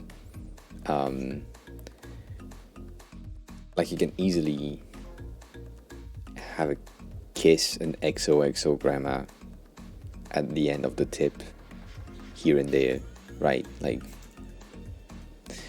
some weird ass thing. I don't know.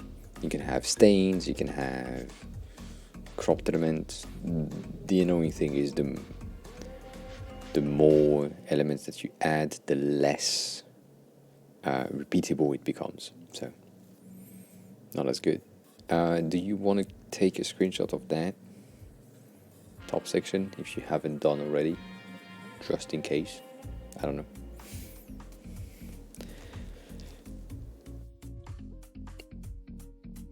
Oh. And yeah.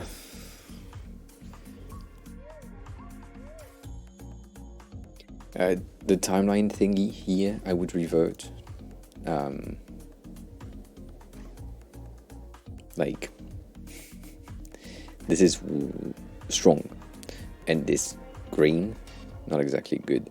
So I would potentially just have the black being either muted or lower opacity, and then the number in black. I mean, I like that, but it's a bit strong. So maybe it just needs to be green, and the lines needs to be gray. But that's a definition. I mean, that's a design detail for later, right? But that's cool. That's a good upgrade compared to last time. 100%.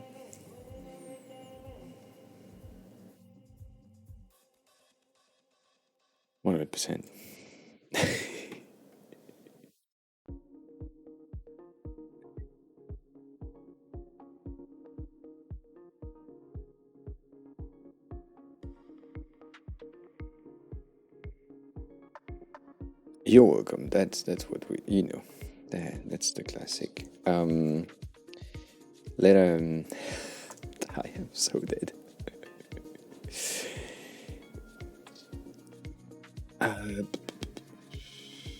Yeah. Yeah. Yeah.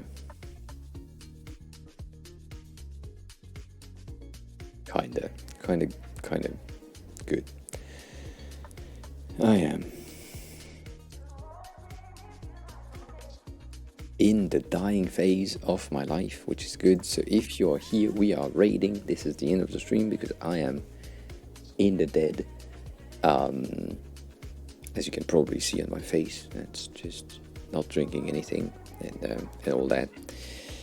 But we're raiding Podpod, which is probably either lurking or I don't know, doing something. She has a timer that goes off in 7 minutes, so she's a co-working streamer, currently not talking. She should be fine right after. Stony, I'm sorry that we didn't take enough time for you this time. I guess we will have more time on Thursday, unless I am absolutely dead, which is an option. We will see about that. And yeah, join us for the raid. That will be highly appreciated. Follow if you haven't already. Yeah, you did, but that's fine. If you are a sub, because a lot of you are subs now. Oh shit, I don't have the raid message now that works. Well, we don't have raid messages. So, yeah. I guess see you soon. That's it. Have fun. Bye.